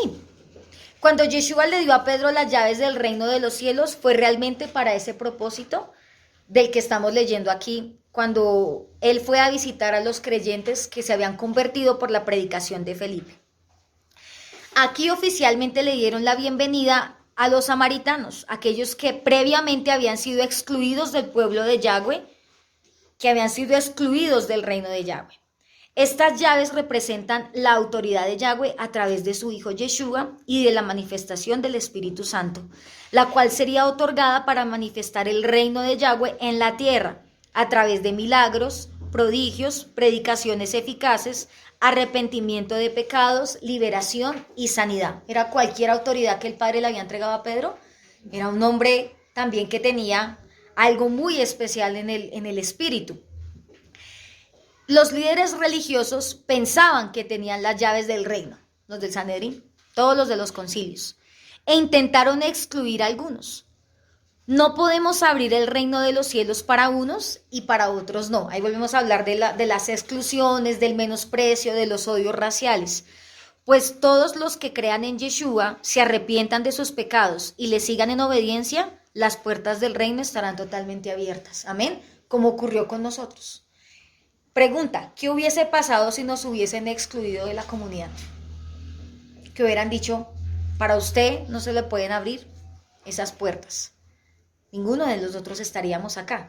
O que hubiesen puesto unas condiciones súper elevadas, como las que hacían los del concilio, para poder ser parte del pueblo del Eterno, supuestamente en el caso de ellos. Definitivamente vemos que el Padre no hace acepción de personas. Y el Padre manifiesta su poder con el que Él quiere, pero también con aquel que desee, con aquel que anhele también esa manifestación del Espíritu Santo. Si nos hubiesen excluido, posiblemente estaríamos en la comunidad, pero del mundo, ¿cierto? Siendo colaboradores del enemigo. Pero por misericordia estamos aquí. ¿Cómo? Pablo decía en el texto que leíamos de Corintios, no soy digno, porque yo fui uno de los que más fue perseguidor, fui perverso, fui malo, pero todo lo que he hecho ha sido por gracia. Y ese es el regalo para que se abran esas llaves y esa autoridad. Inmerecida, por supuesto, porque qué cosas tan buenas tenemos para que el Padre dijo, uy, si es que si no llamo a Pepe, no puedo llamar a nadie, no. El Padre nos llamó primero por amor a cada uno de nosotros y estamos en este lugar por amor y por misericordia del Padre, para que cumplamos un propósito, para que cumplamos con el objetivo por el cual el Padre nos llamó, pero no porque fuésemos los mejores, no porque fuésemos los superdotados, los excelentes, ¿no? Cada uno de nosotros tenemos características particulares que el Padre vio que serían útiles para su obra. Y es algo que no podemos desmeritar, es algo que tú y yo no podemos dejar de lado, es algo que tú y yo no podemos menospreciar, y es el hecho de que el Padre nos haya llamado con un propósito. Si de pronto usted hasta el día de hoy pensaba que yo ni siquiera sé por qué estoy acá, pues le falta conocer al Espíritu Santo, que fue precisamente lo que Pedro y Juan fueron a hacer. Listo, Felipe, usted ya los convenció de que hay un Salvador, pero hace falta ese sello especial para que reciban la autoridad. No solamente basta con creer, dice la palabra que los demonios creen y tiemblan, pero no se sujetan, no se someten. Tiene que estar el sello y la llenura del Espíritu Santo para que eso se ejecute. Pero aquí habla de algo muy importante y es la imposición de las manos. La llenura del Espíritu Santo vino cuando los apóstoles impusieron las manos. Pregunta, ¿quién puede imponer las manos? ¿Cualquiera? Otra pregunta. ¿A quién se le puede imponer las manos? ¿Cierto? Esas son preguntas que vamos a identificar y a resolver en este momento. Aquellos que están en santidad, obediencia, que llenan al Espíritu Santo, por lo tanto, tienen la autoridad para hacerlo, ¿sí? No cualquiera puede imponer las manos. Hoy día esto se ha convertido en una práctica tipo ritual, tipo protocolo, de burla contra el Eterno. Cualquiera cree tener la autoridad de orar por otros, sabiendo que su condición no es la correcta para llevar a cabo dicha práctica. Muchos vemos hoy día en muchos lugares que le ponen las manos y hasta los tumban, hacen cosas absurdas, ridiculeces, estupideces en el altar, creyendo que tienen la autoridad para hacerlo. Y es más, muchos, y no solamente me estoy refiriendo a los que asisten en sí a la comunidad, sino a los mismos que se hacen ser llamados cabezas, que no son cabezas puestas por el Eterno y que dicen que tienen la autoridad para hacer esta imposición de manos. Pero, ¿qué significa imponer las manos? Vamos a ver que a lo largo de la palabra siempre encontramos que el Eterno daba esta ordenanza y que era usada para realizar muchas acciones en el sacerdocio. Por ejemplo, para la ordenación, para el apartamiento, para el servicio de un llamado, para ungir a los enfermos, para impartir al Espíritu Santo y los dones, para santificación, aún en el tiempo de la palabra, cuando vemos en el libro de Levítico, decía que los sacerdotes le imponían las manos a la ofrenda, al animal. Todo eso tiene un significado espiritual y no cualquiera podía hacerlo. Pero vamos a ir a la palabra en 1 de Timoteo 5, por favor. 1 de Timoteo capítulo 5, 22. Y por favor, lo voy a leer en esta versión y alguien que me lo lea en la Valera, por favor. Dice 1 de Timoteo 5, 22, dice: nunca te apresures cuando tengas que nombrar a un líder de la comunidad. No participes en los pecados de los demás, mantente puro. ¿Qué dice en la versión Valera? No impongas con ligereza las manos a ninguno, ni participes en pecados ajenos, consérvate puro. Gracias. Les voy a leer dos versiones que me parecieron muy importantes también. Y una es la Dios habla hoy. Dice: no impongas las manos a nadie sin haberlo pensado bien. Y aquí está hablando de la ligereza, del apresurarse. Dice, para que no te hagas cómplice de los pecados de otros. Cuando uno impone manos, ¿qué está transfiriendo? ¿Cierto? No solamente estoy transfiriendo yo algo, digamos, si yo tengo al Espíritu Santo y el Padre me envía a imponerle manos a alguien, porque eso no es a la loca que pasen todos acá y aquí todos les cogemos la cabeza, no. Eso es porque el mismo Padre direcciona. De todos los que estamos aquí tal vez nos hemos dado cuenta que en medio de una administración, por ejemplo, no todos pasan por ese mismo como proceso de la imposición de las manos. Los siervos no le imponen las manos a todo el mundo. Y entonces a veces cuando hay inmadurez espiritual, ¿qué se piensa? No me quiere. No, eso es que me está menospreciando. Eso es que Dios no quiere nada conmigo. Y no es así. Se impone manos cuando el Padre mismo es el que guía a quien se debe ir a orar y hacer ese acto. Y aquí el Padre es muy claro cuando le dice a Timoteo, Pablo le está diciendo a Timoteo, no vaya a ser ligero en eso, no se vaya a apresurar, piense bien cuando lo vaya a hacer. Porque si yo tengo al Rúa y impongo manos de lo que hay en mí, le voy a impartir a esa persona, le transfiero, eso es espiritual. Aunque nuestros ojos naturales no lo vean, espiritualmente eso pasa. ¿Qué pasa si yo tengo pecados ocultos y impongo manos en alguien? ¿Cierto? ¿Qué estoy transfiriendo? Ahora, ¿qué pasa si yo impongo manos en alguien que el Padre me ha dicho que no imponga manos? Se cumple lo que dice aquí, me hago cómplice de sus pecados. Esto es como que venga aquí un sinvergüenza que no guarda Torah y venga, le impongo manos para que reciba los dones. ¿Tiene coherencia? No, tiene que ser alguien del Espíritu, alguien que el Padre guíe, ¿sí? Que el Padre muestre. Ya, y si es claro, entonces, entonces no podemos orar por los endemoniados, pero solo si el Espíritu Santo lo guía así. Si Él sabe que tú y yo estamos en la capacidad de hacerlo. ¿Hay demonios de demonios? ¿Hay espíritus de espíritus? Eso no, aquí uno no se puede, discúlpenme que lo diga así, pero no podemos hacernos los superhéroes de coger y no, yo soy como lo hacía Simón, el supermago exorcista y vengan todos y los libero. Con el Padre todo tiene un orden. Y espiritualmente todo tiene un orden y una autoridad. Ahora, no cualquiera tiene la autoridad para hacerlo. Eso se gana en el reino espiritual. Volvamos a lo que hablaba el Yeshua cuando le decía a Pedro, llaves del reino espiritual. ¿Todos tienen las llaves del reino? No todos tienen esas llaves. Y eso se gana en el espíritu. No todo el mundo es para orar por los enfermos, no todo el mundo es para ministrar sanidad, no todo el mundo es para ministrar liberación. Y es el mismo espíritu, dice Corintios. Claro, pero el Padre reparte los dones al que quiere y de acuerdo a la capacidad. Pues que yo tengo al Espíritu, entonces pasaría lo que nos enseñaba el siervo cuando la rebelión de Coré. ¿Sí? No, pero es que el mismo Yahweh que le habla a Moisés y Aarón es el mismo de nosotros. Entonces, digamos, vino una administración y no, ¿y por qué solo ministra Mafe? No, pues no, yo también puedo.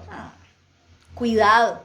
Por eso aquí la palabra dice, no impongas las manos a nadie sin haberlo pensado bien. Y el pensado bien es, ¿me cae bien o no me cae bien? No, el pensarlo bien es dejar que el Espíritu Santo nos dé el discernimiento y que él guíe. Ora por fulano, ora por sutano, y que venga esa palabra de revelación y de ciencia, que es lo que hemos visto en la vida de nuestros siervos cuando nos han impuesto manos a nosotros. Y es todas las veces, no, es cuando él lo determine. A veces pueden pasar ministraciones y uno dice, no me tocaron, entonces no tengo al Espíritu Santo. No, este es un asunto que debemos tomar con madurez, pero también con responsabilidad. Por eso no se debe hacer a la ligera. Felipe era un hombre lleno del Espíritu Santo, claro, pero ¿quiénes tenían esa autoridad para imponer las manos en ese momento? Pedro y Juan. Y no estábamos desmeritando a Felipe, no, porque él hizo una obra maravillosa y vamos a ver lo que más adelante él va a hacer. Y él hizo, sino específicamente que debemos ser muy prudentes, muy sabios, el discernimiento, vuelve y juega aquí una parte importante. Este mismo texto de 1 Timoteo 5:22 en la versión de la Torah viviente dice, no seas ligero en hacer semijá a nadie. Y ese término semijá es una palabra hebrea que significa imposición de manos y una dádiva de autoridad. O sea, eso, cuando hablamos de dádiva es un regalo de autoridad. Y la autoridad, el Padre no se la ha dado a todo el mundo. Si el Padre me permite hacer semijá en otros, es porque ya me dio la autoridad. Si yo lo hago sin consultar a mi Padre y aún a mis autoridades, estoy cometiendo un grave error. Y miren que aquí vemos algo muy maravilloso y es el respeto y la sujeción a las autoridades. Porque si Felipe, ¿qué hubiera hecho Felipe si no hubiese sido sujeto? Pues yo también tengo al Espíritu Santo, ¿eso para qué viene Pedro y Juan? Yo no los voy a llamar, voy a hacerme aquí mi rancho aparte, que yo también tengo al Espíritu Santo. había podido pasar eso, ¿cierto? ¿Ha pasado? ¿Y cuántos no se han ido de rebeldes diciendo, es que yo soy ahora el nuevo pastor? Y uno, ¿ah? ¿Cómo? Y uno, vamos a ir a la luz de la palabra si es así. Y miren lo que nos dice la luz de la palabra.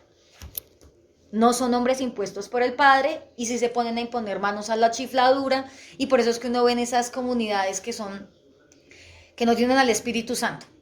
Y pasen al frente y reciban, y pasa el sinvergüenza, el adúltero, el que entre semanas se comporta como el terrible, y llega a la comunidad y sí, yo quiero los dones, ¿cierto?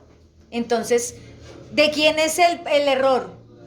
El pueblo es incauto y es un ciego y sinvergüenza, pero la cabeza cuando imparte este tipo de cosas. Por eso aquí la palabra dice, Pablo le dice a Timoteo, ojo en hacerse mija a la ligera, o sea, en imponer manos. ¿Por qué le decía eso a Timoteo? Porque Timoteo era el pastor de esa comunidad. Él tenía una responsabilidad. Sí, Pablo le dijo, vea hermano, ya usted lo encomiendo a esta tarea, pero ojo. Y mire que es muy hermoso porque los que han leído las cartas, las dos cartas, es tan específico en cosas que uno dice, ay, ¿qué hacer en esta situación? Y uno va a la palabra y es muy específico. El Padre fue muy hermoso cuando le dio esa instrucción a Pablo. Ahora, vamos a ver unos ejemplos. ¿Están cansaditos? No, estamos bien. Vamos a ver unos ejemplos de imposición de manos por el Espíritu, o sea, posiciones correctas. Hechos 9:17, por favor, David. Hechos 9:17. Primera de Timoteo 4:14, Sara, por favor. Valentina, segunda de Timoteo 1:6. Primera de Timoteo 4:14, segunda de Timoteo 1:6. Ya los vuelvo a repetir ahorita. Deuteronomio 34:9. Andrés, por favor. Deuteronomio 34:9. Vamos a ver Hechos 9:17. Es el primer ejemplo. Léelo, por favor.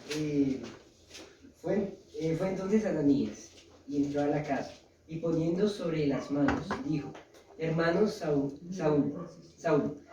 el Adón Yeshua que se apareció en el camino por donde venías me ha enviado para que recibas la vista y seas lleno del Ruach HaKodesh. Amén. Entonces aquí vemos una imposición de manos de Ananías sobre Pablo o Saulo, como lo hemos leído. Pero ¿quién envió a Ananías? El mismo Espíritu Santo, o sea, el mismo Yeshua. Dice que se me presentó y me dijo.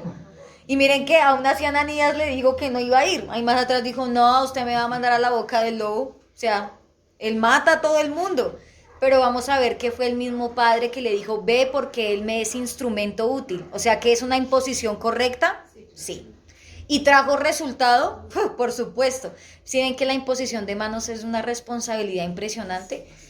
Yo impongo manos para salvación, o para bendición o para maldición. Tanto para mi alma como para el alma del que le estoy imponiendo las manos. Primera de Timoteo 4:14, Sara. No menosprecies el don que está en ti, que te es dado para profetizar mediante la imposición de las manos de los ancianos. Aquí le estaba hablando Pablo ¿a quién? A Timoteo. Le dijo, no descuides el don que puse en ti. ¿Cuál fue el don que le puso? Muchos dones, pero específicamente el del pastoreo. Dijo, no descuides ese don, que se te fue dado cuando te impuse las manos. ¿Y Timoteo lo cumplió a cabalidad? Por supuesto. Segunda de Timoteo 1:6. Por esta razón, te recuerdo que vives el fuego del don espiritual que Yahweh te dio cuando te impuse mis manos. Aviva el don. Entonces aquí vemos varios ejemplos de para qué se imponen las manos, ¿cierto? Para avivar los dones, para traer sanidad, para traer liberación, para enviar a un llamado, ¿cierto? O sea, para promover y comisionar a alguien. Deuteronomio 34:9. Ahora Josué, hijo de Nun, estaba lleno del espíritu de sabiduría, porque Moisés había puesto sus manos sobre él. Así que el pueblo de Israel lo obedeció, haciendo todo lo que el Adonai le había ordenado a Moshe. Tremendo. ¿Y se cumplió en Josué? Se cumplió en Josué. Dice que se llenó del espíritu de sabiduría. ¿Por quién? Porque Moisés impuso las manos. Le transfirió ese legado espiritual. Otro ejemplo, Santiago 5:14, David, por favor. Segunda de Reyes 4:34, Cristian. Segunda de Reyes 4:34. Primera de Corintios 12, 7:11, José Luis. Repito, Santiago 5:14. Segunda de Reyes 4:34. Primera de Corintios 12, del 7 al 11. Marcos 16, 15, 18. Mafi, por favor. Maficita. Marcos 16, 15, 18. ¿Qué dice Santiago 5:14? ¿Está alguno enfermo entre vosotros? Llame a los ancianos de la Keilah y oren por él, ungiéndole con aceite en el nombre del amor. O sea que también se impone manos para sanidad y para ungir. Segunda de Reyes 4:34. Después subió y se tendió sobre el niño, poniendo su boca sobre la boca de él, y sus ojos sobre sus ojos, y sus manos sobre las manos suyas. Así se tendió sobre él, y el cuerpo del niño entró en calor. Ahí también se está viendo un ejemplo del profeta para sanidad. Otra forma, otro momento, que se ve en el momento de la imposición de las manos. Primera de Corintios 12, 7, 11. A cada uno de nosotros se nos da un don espiritual para que nos ayudemos mutuamente. A uno el espíritu le da la capacidad de dar consejos sabios. A otro el mismo espíritu le da consejos sabios.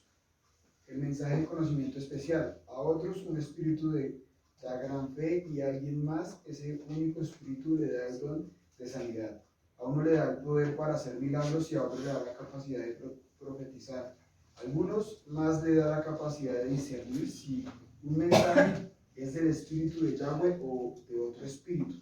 Todavía a otro le da la capacidad de hablar en idiomas desconocidos, mientras que otro le da la capacidad de interpretar lo que se está diciendo. En el mismo y único espíritu que atribuye todos estos dones, solo él decide qué don cada uno debe tener. Solo él decide qué don. ¿Quién? El Espíritu Santo. Al que quiere y como él quiere. Entonces, otra razón por la que se impone manos es para impartir los dones del Espíritu Santo. Ahora otro punto. Cuando están orando por ti para imposición de dones, uno puede clamarle algo al Eterno. ¿Sí? Uno, Señor, yo quiero esto. Pero el Padre es el único que conoce si tenemos la capacidad para llevar a cabo ese don. Porque a veces, uy, Señor, yo quiero el de los demonios para liberar y todo eso. Y el Padre, pero es que no es que no tengas al Espíritu, pero el Padre ve la capacidad en cada uno de nosotros, ¿sí? Hay personas que tienen uno o más dones, sí, como hay unos que tienen solo uno, pero no significa que no tengan al Espíritu Santo. Y esto se hace a través de imposición de manos. ¿Pero de parte de quién? De alguien lleno del Espíritu Santo. Y Marcos 16, del 15 al 18. Entonces les dijo: vayan por todo el mundo y prediquen la buena noticia a todos. El que crea sea bautizado, el que cree y sea bautizado será salvo, pero el que se niegue a creer será condenado. Estas señales milagrosas acompañarán a los que creen, expulsarán demonios en mi nombre y hablarán nuevos idiomas. Podrán tomar serpientes en las manos sin que nada les pase, y si beben algo venenoso no les hará daño. Pondrán sus manos sobre los enfermos y ellos sanarán. Aquí habla de varias cosas, no solo de la sanidad, sino también de la liberación, ¿cierto? Imposición de manos para liberación. Algo muy, muy especial que en algún momento aprendí con nuestra pastora Carolina es que cuando se ora por alguien en la parte de la liberación, pues claro, el primer punto es que yo tengo que estar bien, porque si no, ¿qué pasa? El demonio viene y nos da una paliza, porque entonces yo es como poner un ejemplo, voy a orar por Pepe de libertad en el área sexual y yo tengo un guardado en esa área.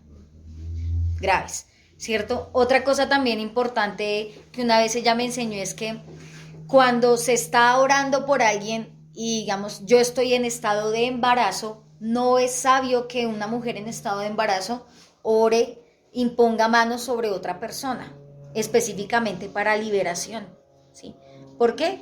Porque hay vulnerabilidad en la parte del vientre y sería como poner en riesgo espiritualmente lo que ocurra con ese bebé. Por eso entonces no es que uno no tenga el Espíritu Santo, simplemente es un tiempo donde tienes que hacerte a un lado, porque uno tiene también que ser responsable, ¿sí? Y aún la responsabilidad en cada uno de nosotros en la honestidad. Que el Padre te envíe, que digamos, tienes que ir a orar por alguien y si usted sabe que no está bien, sea honesto, evitémonos problemas con el Padre. Digámosle a los siervos, no, mira, no porque yo estoy mal, ¿sí? Es mejor ser honestos, es mejor, no sea que nos metamos en chicharrones con el Padre y espiritualmente ocurran cosas que después nos vayamos a arrepentir. Ya vamos por la recta lo que le pasó a Simón. Vamos a volver a Hechos capítulo 8. Entonces, claro, lo de la imposición de manos. No cualquiera lo hace, no se hace con cualquier persona y tiene fines específicos. No como hoy día vemos que es para tumbar a la gente y reciba su milagro. No es para eso. Es un protocolo que el Padre designó desde el tiempo de Levítico y era todo consagrado. ¿Listo? Hechos 8, 18, 19 dice: cuando Simón vio que el Espíritu Santo se recibía cuando los apóstoles imponían sus manos sobre la gente. ¿Quiénes imponían las manos? Los apóstoles. ¿Felipe? No, Felipe no lo hizo. ¿Felipe tenía el Espíritu Santo? Sí, pero ¿tenía la autoridad para imponer las manos en ese momento? No, pero eso no lo hacía menos siervo. ¿Bien? Madurez en ese punto. Dice, les ofreció dinero para comprar ese poder. Y ese Felipe se pasa. Versículo 19. Ese Felipe no, sino ese Simón. Déjenme tener este poder también, exclamó Simón, para que cuando yo imponga mis manos sobre las personas reciban al Espíritu Santo. Al parecer, ¿cuál era la intención de él? Bueno, no, que quería impartir al Espíritu Santo, pero esa no era la intención buena. Él tenía una intención retorcida. Simón pensó que el Espíritu Santo era simplemente un poder que se podía comprar o vender. Y este espíritu se está viendo en este tiempo y se va a seguir viendo en los últimos tiempos. Consideraba al Espíritu Santo como un poder que él podía usar como quisiera. ¿Y al Espíritu Santo lo podemos usar como quisiera? Sabemos que la manifestación del Espíritu Santo son sus dones, pero sus frutos. Claro, ¿cierto? Es lo que hemos aprendido. Pero eso no significa que si yo tengo la autoridad, pues puedo hacer y deshacer cuando yo quiera. Algo que aprendemos en el libro de Santiago, si mal no estoy, es que un hombre debe preguntarle al Padre si quiere ir a un lugar o no a un lugar. ¿Sí? Como que, Señor, ¿es tu voluntad que yo haga eso? Eso es el verdadero orden de una persona guiada por el Espíritu Santo. Porque cuando tengo al Espíritu Santo, pero hago lo que se me dé mi voluntad, no estoy siendo guiado por el Espíritu Santo, sino por mi carne, por mis emociones, por mis caprichos, por mis sentimientos, y ahí cometemos un error gravísimo también, con las almas y conmigo mismo, hasta para nuestra propia vida, cuando tomamos decisiones a la ligera, como lo aprendíamos también. Si yo no estoy siendo guiado por el Espíritu Santo, hago quién sabe cuál desfachatez y después, ay, ¿qué pasó? O sea, a ver, retroceda la película, ¿eso era del Eterno o no era del Eterno? Ahí es para que pensemos. Entonces, Simón pensaba que con dinero se podía comprar al Espíritu Santo. Hoy día compran el Espíritu Santo con dinero, supuestamente. ¿Quién sabe qué espíritu? Y pactan, ¿cierto? ¿Quieres la unción? Caifás, ¿cierto? Caiga. Y ese espíritu, hay una palabra que encontraba y tiene que ver porque es del nombre de Simón y de pronto se lo ha escuchado y es la simonía. La simonía significa acción o intención de negociar con las cosas espirituales. Y tiene que ver, o sea, esa palabra se deriva de este señor Simón. Simonía, acción o intención de negociar con cosas espirituales. ¿Tú y yo podemos negociar con el Espíritu Santo? ¿Podemos negociar lo del Padre? No. Ay, no, es que yo quiero el don que tiene fulano. ¿Cuánto es? Y yo le pago. Y uno dice, uy, yo no haría eso. Pero ahorita sí está ocurriendo eso y mucho. Por eso es que la gente vende sus cosas y lleva el dinero, pero son súper incautos y los otros como Simón. Esos predicadores de hoy día son como Simón, magos, hechiceros, sortílegos que engañan a la gente diciendo que tienen el Espíritu Santo, pero a la final no es así. Y aquí vemos la intención correcta, hasta donde leímos que se veía que él quería también impartir al Espíritu Santo. Entonces uno dice, ay, ese Simón tan lindo, quiere ayudarle a Pedro y quiere ayudarle a Juan. Sí, ¿cómo no? Simón realmente no deseaba el Espíritu Santo para sí mismo. Él quería la habilidad para adquirir otros beneficios egoístas y también para ser visto. Piense por un momento, Simón en Samaria era reconocido por todas las cosas que él hacía. Llegó Felipe y le quitó el protagonismo porque Felipe venía con poder del Espíritu Santo. Digo, no tengo que recuperar mi fama de alguna forma. ¿Cómo lo hago? Esa gente tiene algo. ¿Cuánto es? Y tuvo el descaro de acercarse a los apóstoles y decirle, bueno, ¿cuánto vale ese espíritu para que yo también pueda hacer lo mismo? Me dice, no lo hizo Felipe, que sí tenía el Espíritu Santo, y sí este loco chiflado de Simón. Vamos a ver lo que pasó con él. Versículo del 20 al 23. Pedro le respondió, que tu dinero se destruya junto contigo, por pensar que es posible comprar el don de Yahweh.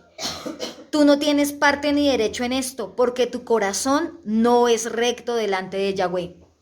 Arrepiéntete de tu maldad y ora a Yahweh. Tal vez Él perdone tus malos pensamientos, porque puedo ver que estás lleno de una profunda envidia y que el pecado te tiene cautivo.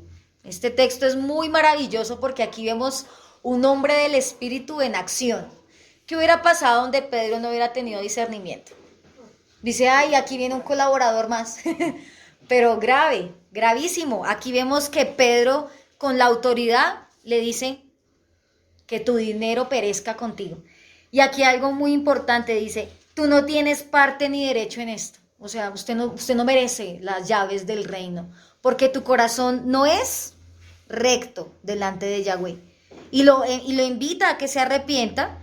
Y después dice el versículo 23 en esta versión, dice, porque puedo ver que estás lleno de una profunda envidia. ¿Qué tenía ahí Pedro? Discernimiento, estaba viendo, aparentemente, de pronto los que estaban ahí, imaginémonos la escena, no, ese Simón tan bonito, ese Simón está pero enamorado del Eterno y puede llegar a alguien así aquí a la comunidad. Y necesitamos de verdad con urgencia ser como ese Pedro acá, que el Padre nos dé la habilidad para decir, usted venga aquí que usted no tiene parte ni derecho con eso. Su corazón está lleno de envidia, su corazón está lleno de profundo pecado y te tiene cautivo. Ahora, la gran pregunta, pero luego Simón no había hecho la tevila. Entonces, ¿es necesario la tevila? Por supuesto, pero la tevila en el rúa es lo que marca la diferencia. Y no me lo tome a mal, pero el hecho de que hayamos hecho la tevila no significa nada. Usted puede sacar pecho y decir, es que yo hice la tevila en la comunidad Llamas de Fuego para las Naciones en Paipa. Tiene que evidenciarse con rectitud de corazón. Es lo que aquí Pedro le está diciendo a Simón. Simón estaba bautizado, hizo la tevila, ¿y cuánto tiempo caminó con Simón, con Felipe? Dice que lo acompañaba a todo lado. Y de pronto usted puede estar al lado de los siervos todo el tiempo, pero eso no garantiza que su corazón no esté lleno de perversión, como el de Simón. Y eso solamente se evidencia cuando está el Espíritu Santo. Vemos el discernimiento de Pedro, pero también surge la pregunta, ¿era Simón un verdadero creyente? No, ¿cierto? ¿Simón conocía a Yeshua? No. Él simplemente buscó todo fue un plan para un beneficio propio. ¿Sí? Porque él tenía una autoridad en el reino de las tinieblas, era un mago. Y al llegar Felipe, pues, como les decía, no quería dejarse opacar por eso. Por lo general, las personas muestran su fe de formas muy externas ante los ojos de los demás, pero en lo profundo de su corazón no se someten a Yeshua. No todo el mundo el que sonría y el que, ay, hermanita, el Eterno le bendiga, y sí, amén, amén. Ahí es cuando necesitamos pedirle al Padre que nos muestre la verdadera intención del corazón, porque no todo el que dice Señor, Señor, es del Padre. Versículo 24 al 25 dice, oye, es que es descarado ese Simón. Dice, oren al Señor por mí, exclamó Simón, que no me sucedan estas cosas terribles que has dicho. Después de dar testimonio y predicar la palabra del Señor, de Yahweh en Samaria, Pedro y Juan regresaron a Jerusalén. Por el camino se detuvieron en muchas aldeas samaritanas para predicar la buena noticia. ¿Cuál fue la actitud de Simón? O sea, tremenda exhortación y juicio, porque ¿cuál fue el juicio? Que tu dinero perezca contigo, ¿cierto? Y Simón, en vez de humillarse y humillar su corazón ante Yahweh, le pide a Pedro que ore por él. Esa actitud de cinismo se ve mucho en las comunidades, sí, claro. Estoy en pecado, pero pastor, ore por mí. O sea, yo sé que caí en adulterio, pero tiene que orar por mí, pastor, para que me liberen de este espíritu de adulterio. ¿De quién es la responsabilidad de la Teshuvá? De nosotros, diga, mía, es mi responsabilidad. Y hay mucha gente que va, perdónenme la expresión, pero la voy a usar porque así la usa nuestro pastor Pablo, van de iglesia en iglesia como la pulga de perro en perro, buscando este tipo de cosas. Ore por mí, ¿y por qué no cambia? ¿Por qué no cambia? O cuando estoy diciendo que en algún momento uno no reciba una oración del hermano, pero siempre ore por mí para que yo tenga trabajo. Ore por mí para que mi esposo deje de pegarme. Ore por mí para que yo deje la pereza. Ore por mí para que yo deje el desánimo. Ore por siempre. Entonces, y los verdaderos siervos del Padre, ¿qué hacen? Sí, exacto, paga, o sea, hermano, comprométase. Ya tienen la palabra, tienen el Espíritu Santo. Esta es otra evidencia de que Simón estaba en la inmunda. Simón no conoció al Eterno, no conoció al Espíritu Santo, no conoció a Yeshua y pues había hecho la tevila, un protocolo más. Cualquiera puede hacer la inmersión. En las grandes iglesias tienen hasta sus piscinas y sus pilas ahí. Y mañana en el culto de hoy en 8 tenemos gran campaña de tevilá. Vengan todos. ¿Y eso cuántos no se sumergen allá a las aguas? Y son como Simón, tienen el espíritu de simonía, negocian lo espiritual, sabiendo que el Padre no puede ser burlado. Al hombre tal vez engaña, pero no al hombre natural, porque el hombre del espíritu dice que no puede ser engañado. Entonces vemos claramente que esto muestra una teshuvá fingida. O sea, en vez de decir, uy, sí, Señor, perdóname, ¿qué me está pasando? No, antes dices que, ay, por favor, ore por mí para que yo no me muera con mi dinero. O sea, y uno dice, oye, ese Simón es cínico, que el Padre nos guarde del cinismo, de caer en esa actitud de que pecamos, hija, ay no, pastor, ore por mí, ore por mí porque es que estoy tentado y es que yo caí en fornicación, pero ore, por favor, clame y ayuden y llaman y escriben en el grupo, oren por mí, por favor, y así es el cinismo del ser humano cuando no tienen al Espíritu Santo. Nadie puede hacer por ti lo que tú debes ejecutar con convicción y responsabilidad. Nadie lo puede hacer. Y no porque los pastores no tengan la autoridad, ni porque no tengan al Espíritu Santo, sino que el llamado es personal. ¿De quién es la responsabilidad de que yo me mantenga en santidad? Pues mía. O sea, eso no es una condición. Mi santidad no es condicionante a mi contexto, ¿sí? Es que yo pequé. Porque es que en mi trabajo esas viejas son terribles y se la pasan fumando y hablando y por eso yo pequé. No, mi santidad no es condicionante al contexto a donde yo esté ni a las cosas que ocurran a mi alrededor, ¿sí? Claro que uno debe ser prudente y sabio y no estar en cualquier lugar, pero en algún momento vamos a estar, por lo general casi siempre salimos y estamos expuestos a muchas cosas.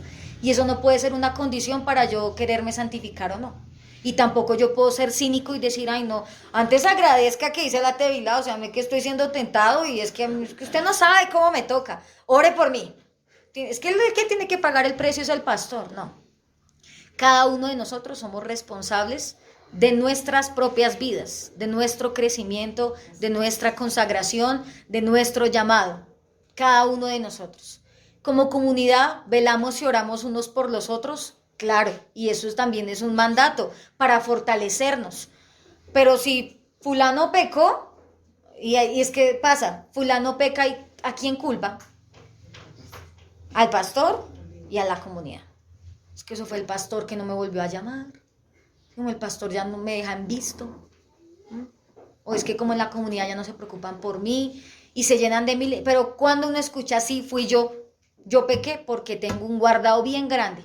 Y fui deshonesto, fui mentiroso y me guardé mi chicharrón.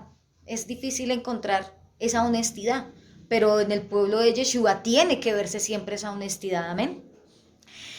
Y ya para ir finalizando, vamos a ver una historia muy bonita. Ya hasta ahí quedó. Dice que después de eso, y miren que cuando Simón les dijo eso a los apóstoles, ellos ni le respondieron. Ay, este man está en la carne, ¿qué nos vamos a poner a pelear con este Simón? Váyase, váyase. Y dice que ellos siguieron por otras aldeas de Samaria. Y esto es muy hermoso porque, recordemos, Yeshua fue el primero en sembrar la semilla en Samaria con la mujer samaritana. ¿Quién recogió esa semilla? Felipe. Y a raíz de lo que Felipe hizo, ¿quién se le unió? Pedro y Juan. Porque ellos todavía no habían ido a Samaria, no es que estaban así todos... Uy, no, con esos mixtos, con los mestizos no nos metemos. Pero vemos aquí que ellos, a raíz de lo que Felipe hizo, pues se motivaron y siguieron predicando. Entonces, miren que Felipe, si ven que cada uno en el reino cumple con una labor especial. De pronto Felipe no ungió ni llenó a todos del Espíritu Santo, pero sí dejó la palabra cimentada y aún le enseñó a Pedro y a Juan a que siguieran con ese camino. Felipe y el eunuco etíope. Vamos a leer del versículo 26 al 28 y dice, en cuanto a Felipe, un ángel de Yahweh le dijo, miren, ¿quién le dijo? Un ángel de Yahweh, hombres dirigidos por el Espíritu Santo. Ve al sur por el camino del desierto que va de Jerusalén a Gaza. Entonces él emprendió su viaje y se encontró con el tesorero de Etiopía, un eunuco de mucha autoridad bajo el mando de Candace, la reina de Etiopía. El eunuco había ido a Jerusalén a adorar y ahora venía de regreso. Sentado en su carruaje, leía en voz alta el libro del profeta Isaías. Bueno, una vez más vemos cómo Felipe se sometió al plan de Yahweh. Otra vez, ¿quién fue el que le dijo que fuera a ese lugar? El Espíritu Santo, el Eterno, sin cuestionar ni dudar. En el camino del desierto, Felipe se encontró con un prosélito etíope que regresaba de Jerusalén. Esta Etiopía fue la tierra de donde vino la reina de Saba, ¿recuerdan? Con Salomón, que vio la gloria del reino de Salomón y profesó la fe en el Elohim de Israel. Esa era la Etiopía de donde venía este hombre. El etíope era un hombre exitoso en aquel lugar, porque era el tesorero, o sea, imagínense, el tesorero de un reino. Ahí encontramos una palabra que dice que estaba bajo el mando de Candace. Candace no es el nombre de una persona. Candace era el título de ciertas mujeres de la realeza en Etiopía. Era como decir el faraón. Era un título para el medio de Egipto, ¿sí? Entonces Candace era un título que se le daba a ciertas mujeres de la realeza en Etiopía. El etíope que se encontraba leyendo en voz alta el libro del profeta Isaías. ¿Qué quiere decir esto? Que este etíope estaba sediento de la palabra del Eterno y dice que él iba a Jerusalén a orar. ¿Quién convenció a ese etíope? El mismo padre, para que fuese. Pero el padre, para completar la obra en este siervo, en este etíope, envió ¿a quién? A Felipe, para completar esa obra. Y lo vamos a leer en el versículo del 29 al 31 y dice: el Espíritu Santo le dijo a Felipe. ¿Cuántas veces hemos visto esta expresión en estos capítulos? ¿Quién siempre es el que guía? El Espíritu. ¿Quién le decía que fuera a tal lugar? El Espíritu Santo. Dice, el Espíritu Santo le dijo a Felipe, acércate y camina junto al carruaje. Felipe se acercó corriendo y oyó que el hombre leía al profeta Isaías. Felipe le preguntó, ¿entiendes lo que estás leyendo? El hombre contestó, ¿y cómo puedo entenderlo? A menos que alguien me explique. Y eso es muy hermoso porque es cuando la condición de un hombre que dice, por favor, necesito conocer al Eterno. Y esa es la condición en la que todos hemos estado en algún momento cuando nos hablaron del Padre y se abrió nuestros ojos a la palabra y que dijo uno, no entiendo, ¿cierto? Todos hemos pasado por eso, que uno dice, yo leo la palabra y yo no entiendo. Pero el Padre usa a ciertas personas para que se abra nuestro entendimiento. Y aquí vemos dos cosas. ¿El Padre revela sus escrituras a través del Espíritu Santo directamente o el Padre revela sus escrituras a través de hombres usados por el Espíritu Santo? Entonces, si de pronto tú dices, no entiendo muchas cosas de la palabra, ¿cuál debe ser la actitud? Buscar.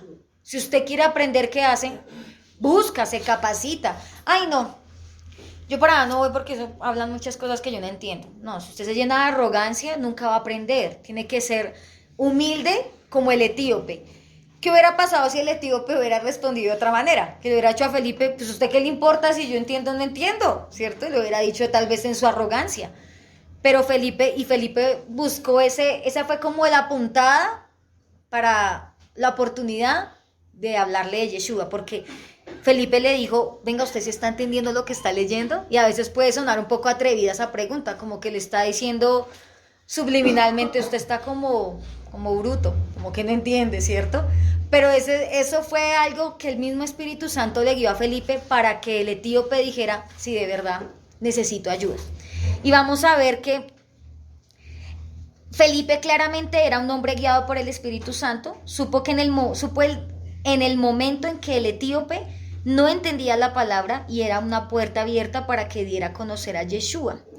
Felipe fue eficaz como evangelista porque sabía cómo fluir con lo que el Espíritu Santo quería hacer. Él verdaderamente fue guiado por el Rúa, no por sus caprichos ni sus sentimientos. Si hubiese sido lo contrario, no hubiese ido a ese camino del desierto que conduce a Gaza, como lo leíamos acá, no le hubiese hablado al etíope, no se hubiese preocupado por enseñarle la palabra, hubiese sido egoísta. Ahí está leyendo Isaías, ay, qué bonito, y se hubiera seguido de largo en el carruaje. Pero vemos que en cada punto que estamos leyendo, Felipe era guiado. Versículo del 32 al 35 y dice, el hombre contestó, ¿y cómo puedo entenderlo a menos que alguien me explique? Y le rogó a Felipe que subiera al carruaje y se sentara junto a él. ¿Tenía hambre? Tenía hambre de la palabra el etíope. Y le dijo, el pasaje de la escritura que leía era el siguiente. Como oveja fue llevado al matadero y como cordero en silencio ante sus trasquiladores no abrió su boca. Fue humillado y no le hicieron justicia. ¿Quién puede hablar de sus descendientes? Pues su vida fue quitada de la tierra. El eunuco le preguntó a Felipe, dime, ¿hablaba el profeta acerca de sí mismo o de alguien más? Entonces, comenzando con esa misma porción de la escritura, Felipe le habló de la buena noticia acerca de Yeshua. Miren qué hermoso fue la planificación del Padre para la conversión plena de este etíope. El etíope había escuchado acerca del Padre y por eso iba a Jerusalén. Pero el etíope estaba leyendo las profecías asombrosas y específicas de Isaías 53. Es lo que estaba leyendo. ¿Y ese pasaje de quién estaba hablando? De Yeshua. ¿Quién fue llevado como oveja? Trasquilado, maltratado. Entonces vemos que describía la obra sacrificial del Mesías por venir. ¿Era casualidad? No era casualidad que él estuviera leyendo eso porque precisamente era para que conociera a Yeshua. Entonces, ¿por qué el eunuco le preguntaba que si el profeta estaba hablando de sí mismo? Porque encontraba que habían algunos estudios donde decía que los mismos rabinos le daban la atribución a que este texto de Isaías 53 hablaba del mismo Isaías, porque como ellos niegan al Mesías, entonces el eunuco por eso le preguntaba esto a Felipe. La predicación de Felipe consistió en explicar quién era Yeshua y lo que ha hecho por nosotros, y esa fue la esencia de su enseñanza. Hoy día la esencia de lo que se enseña rechaza totalmente el plan de salvación, la obra de Yahweh y sus propósitos en cada tiempo, por enseñar doctrinas humanas negando la verdad de la palabra. ¿Cierto o no cierto? Las predicaciones hoy día son basadas en humanismo, sentimientos, sueña y ganarás el mundo, ¿qué quieres? Milagros, cosas naturales, lo efímero, pero dejan de lado la obra de Yeshua HaMashiach. Y la obra de Felipe como evangelista siempre se basó en estos dos principios. Mostrar quién era Yeshua, pero cuál era el plan de Yeshua para cada una de las vidas. Y esa debe ser la esencia de nuestra predicación. Ya para finalizar, versículo del 36 en adelante. Dice, mientras iban juntos a un lugar donde había agua, el eunuco dijo, mira, allí hay agua. ¿Qué impide que yo haga la tevilá? O sea, este hombre estaba determinado. Ordenó que detuvieran el carruaje, descendieron al agua y Felipe lo bautizó. Cuando salieron del agua, el espíritu de Yahweh arrebató a Felipe. El eunuco nunca más volvió a verlo, pero siguió su camino con mucha alegría. Entretanto, Felipe se encontró más al norte de la ciudad de Azoto, predicó la buena noticia allí y en cada pueblo a lo largo del camino hasta que llegó a Cesarea. Y ahí culminamos con Hechos 8. Entonces vimos que el etíope estaba listo para responder al evangelio. ¿Y cómo? con la inmersión. Pero qué contraste con Simón, ¿no? El etíope y Simón, un gran abismo. Porque vemos que el etíope sí estaba listo y eso fue una obra del Espíritu Santo porque él tenía un corazón humilde y dispuesto. La inmersión o bautizo, o la tevilá, de Felipe con el etíope afirmó su fe. Él no solo creyó de labios, sino de obra. Porque hubiese dicho, sí, muy bonito lo que me estás explicando de Yeshua. Pero él vio la oportunidad y dijo, quiero seguir al Yeshua del que me estás predicando. Y se está cumpliendo lo que decía la palabra cuando Yeshua dijo, id a ser discípulos y bautizándolos en mi nombre, o sea, en el nombre de Yeshua. Se cumplió. Decía que de repente el espíritu de Yahweh arrebató a Felipe cuando él y el etíope salieron del agua. Entonces dice que, imagínense esa situación, dice que literalmente es como si hubiera cogido esto y lo hubiera puesto en este lugar. Y dice que fue llevado a la ciudad de Azoto. Esa la conocemos también como la ciudad de Asdod. De pronto la hemos escuchado, es una ciudad de Filistea. Y dice que este es un evento raro y quizás sin precedentes en las escrituras. Aunque a veces aunque en otros pasajes se ha escuchado de que los siervos eran llevados y traspuestos de un lugar a otro por la presencia del Espíritu Santo. Y todo era un plan. O sea, es como que el padre dijo, ve al desierto y encuéntrate en el camino de Jerusalén a Gaza porque va a haber un hombre que necesita de mí. Listo, ya cumpliste con esta obra, te necesito en otro lugar. Y así lo trasladó al otro lugar, que fue donde dice que se encontró en esa ciudad y empezó a predicar allá las buenas nuevas. O sea, él siguió con la obra. Felipe comenzó a predicar no solo en ciudades samaritanas, sino también en ciudades gentiles como la de Cesarea. Este era solo el principio, de la dispersión del evangelio. Todo esto ocurrió a raíz de ¿qué? De la muerte de Esteban. ¿Valió la pena? Valió la pena. Cada momento, cada pedrada valió la pena. Porque si no hubiese sido así, el evangelio no se hubiese dispersado. Si vemos en ese momento, se rompió una pared que dividía a los samaritanos del Eterno, ¿sí?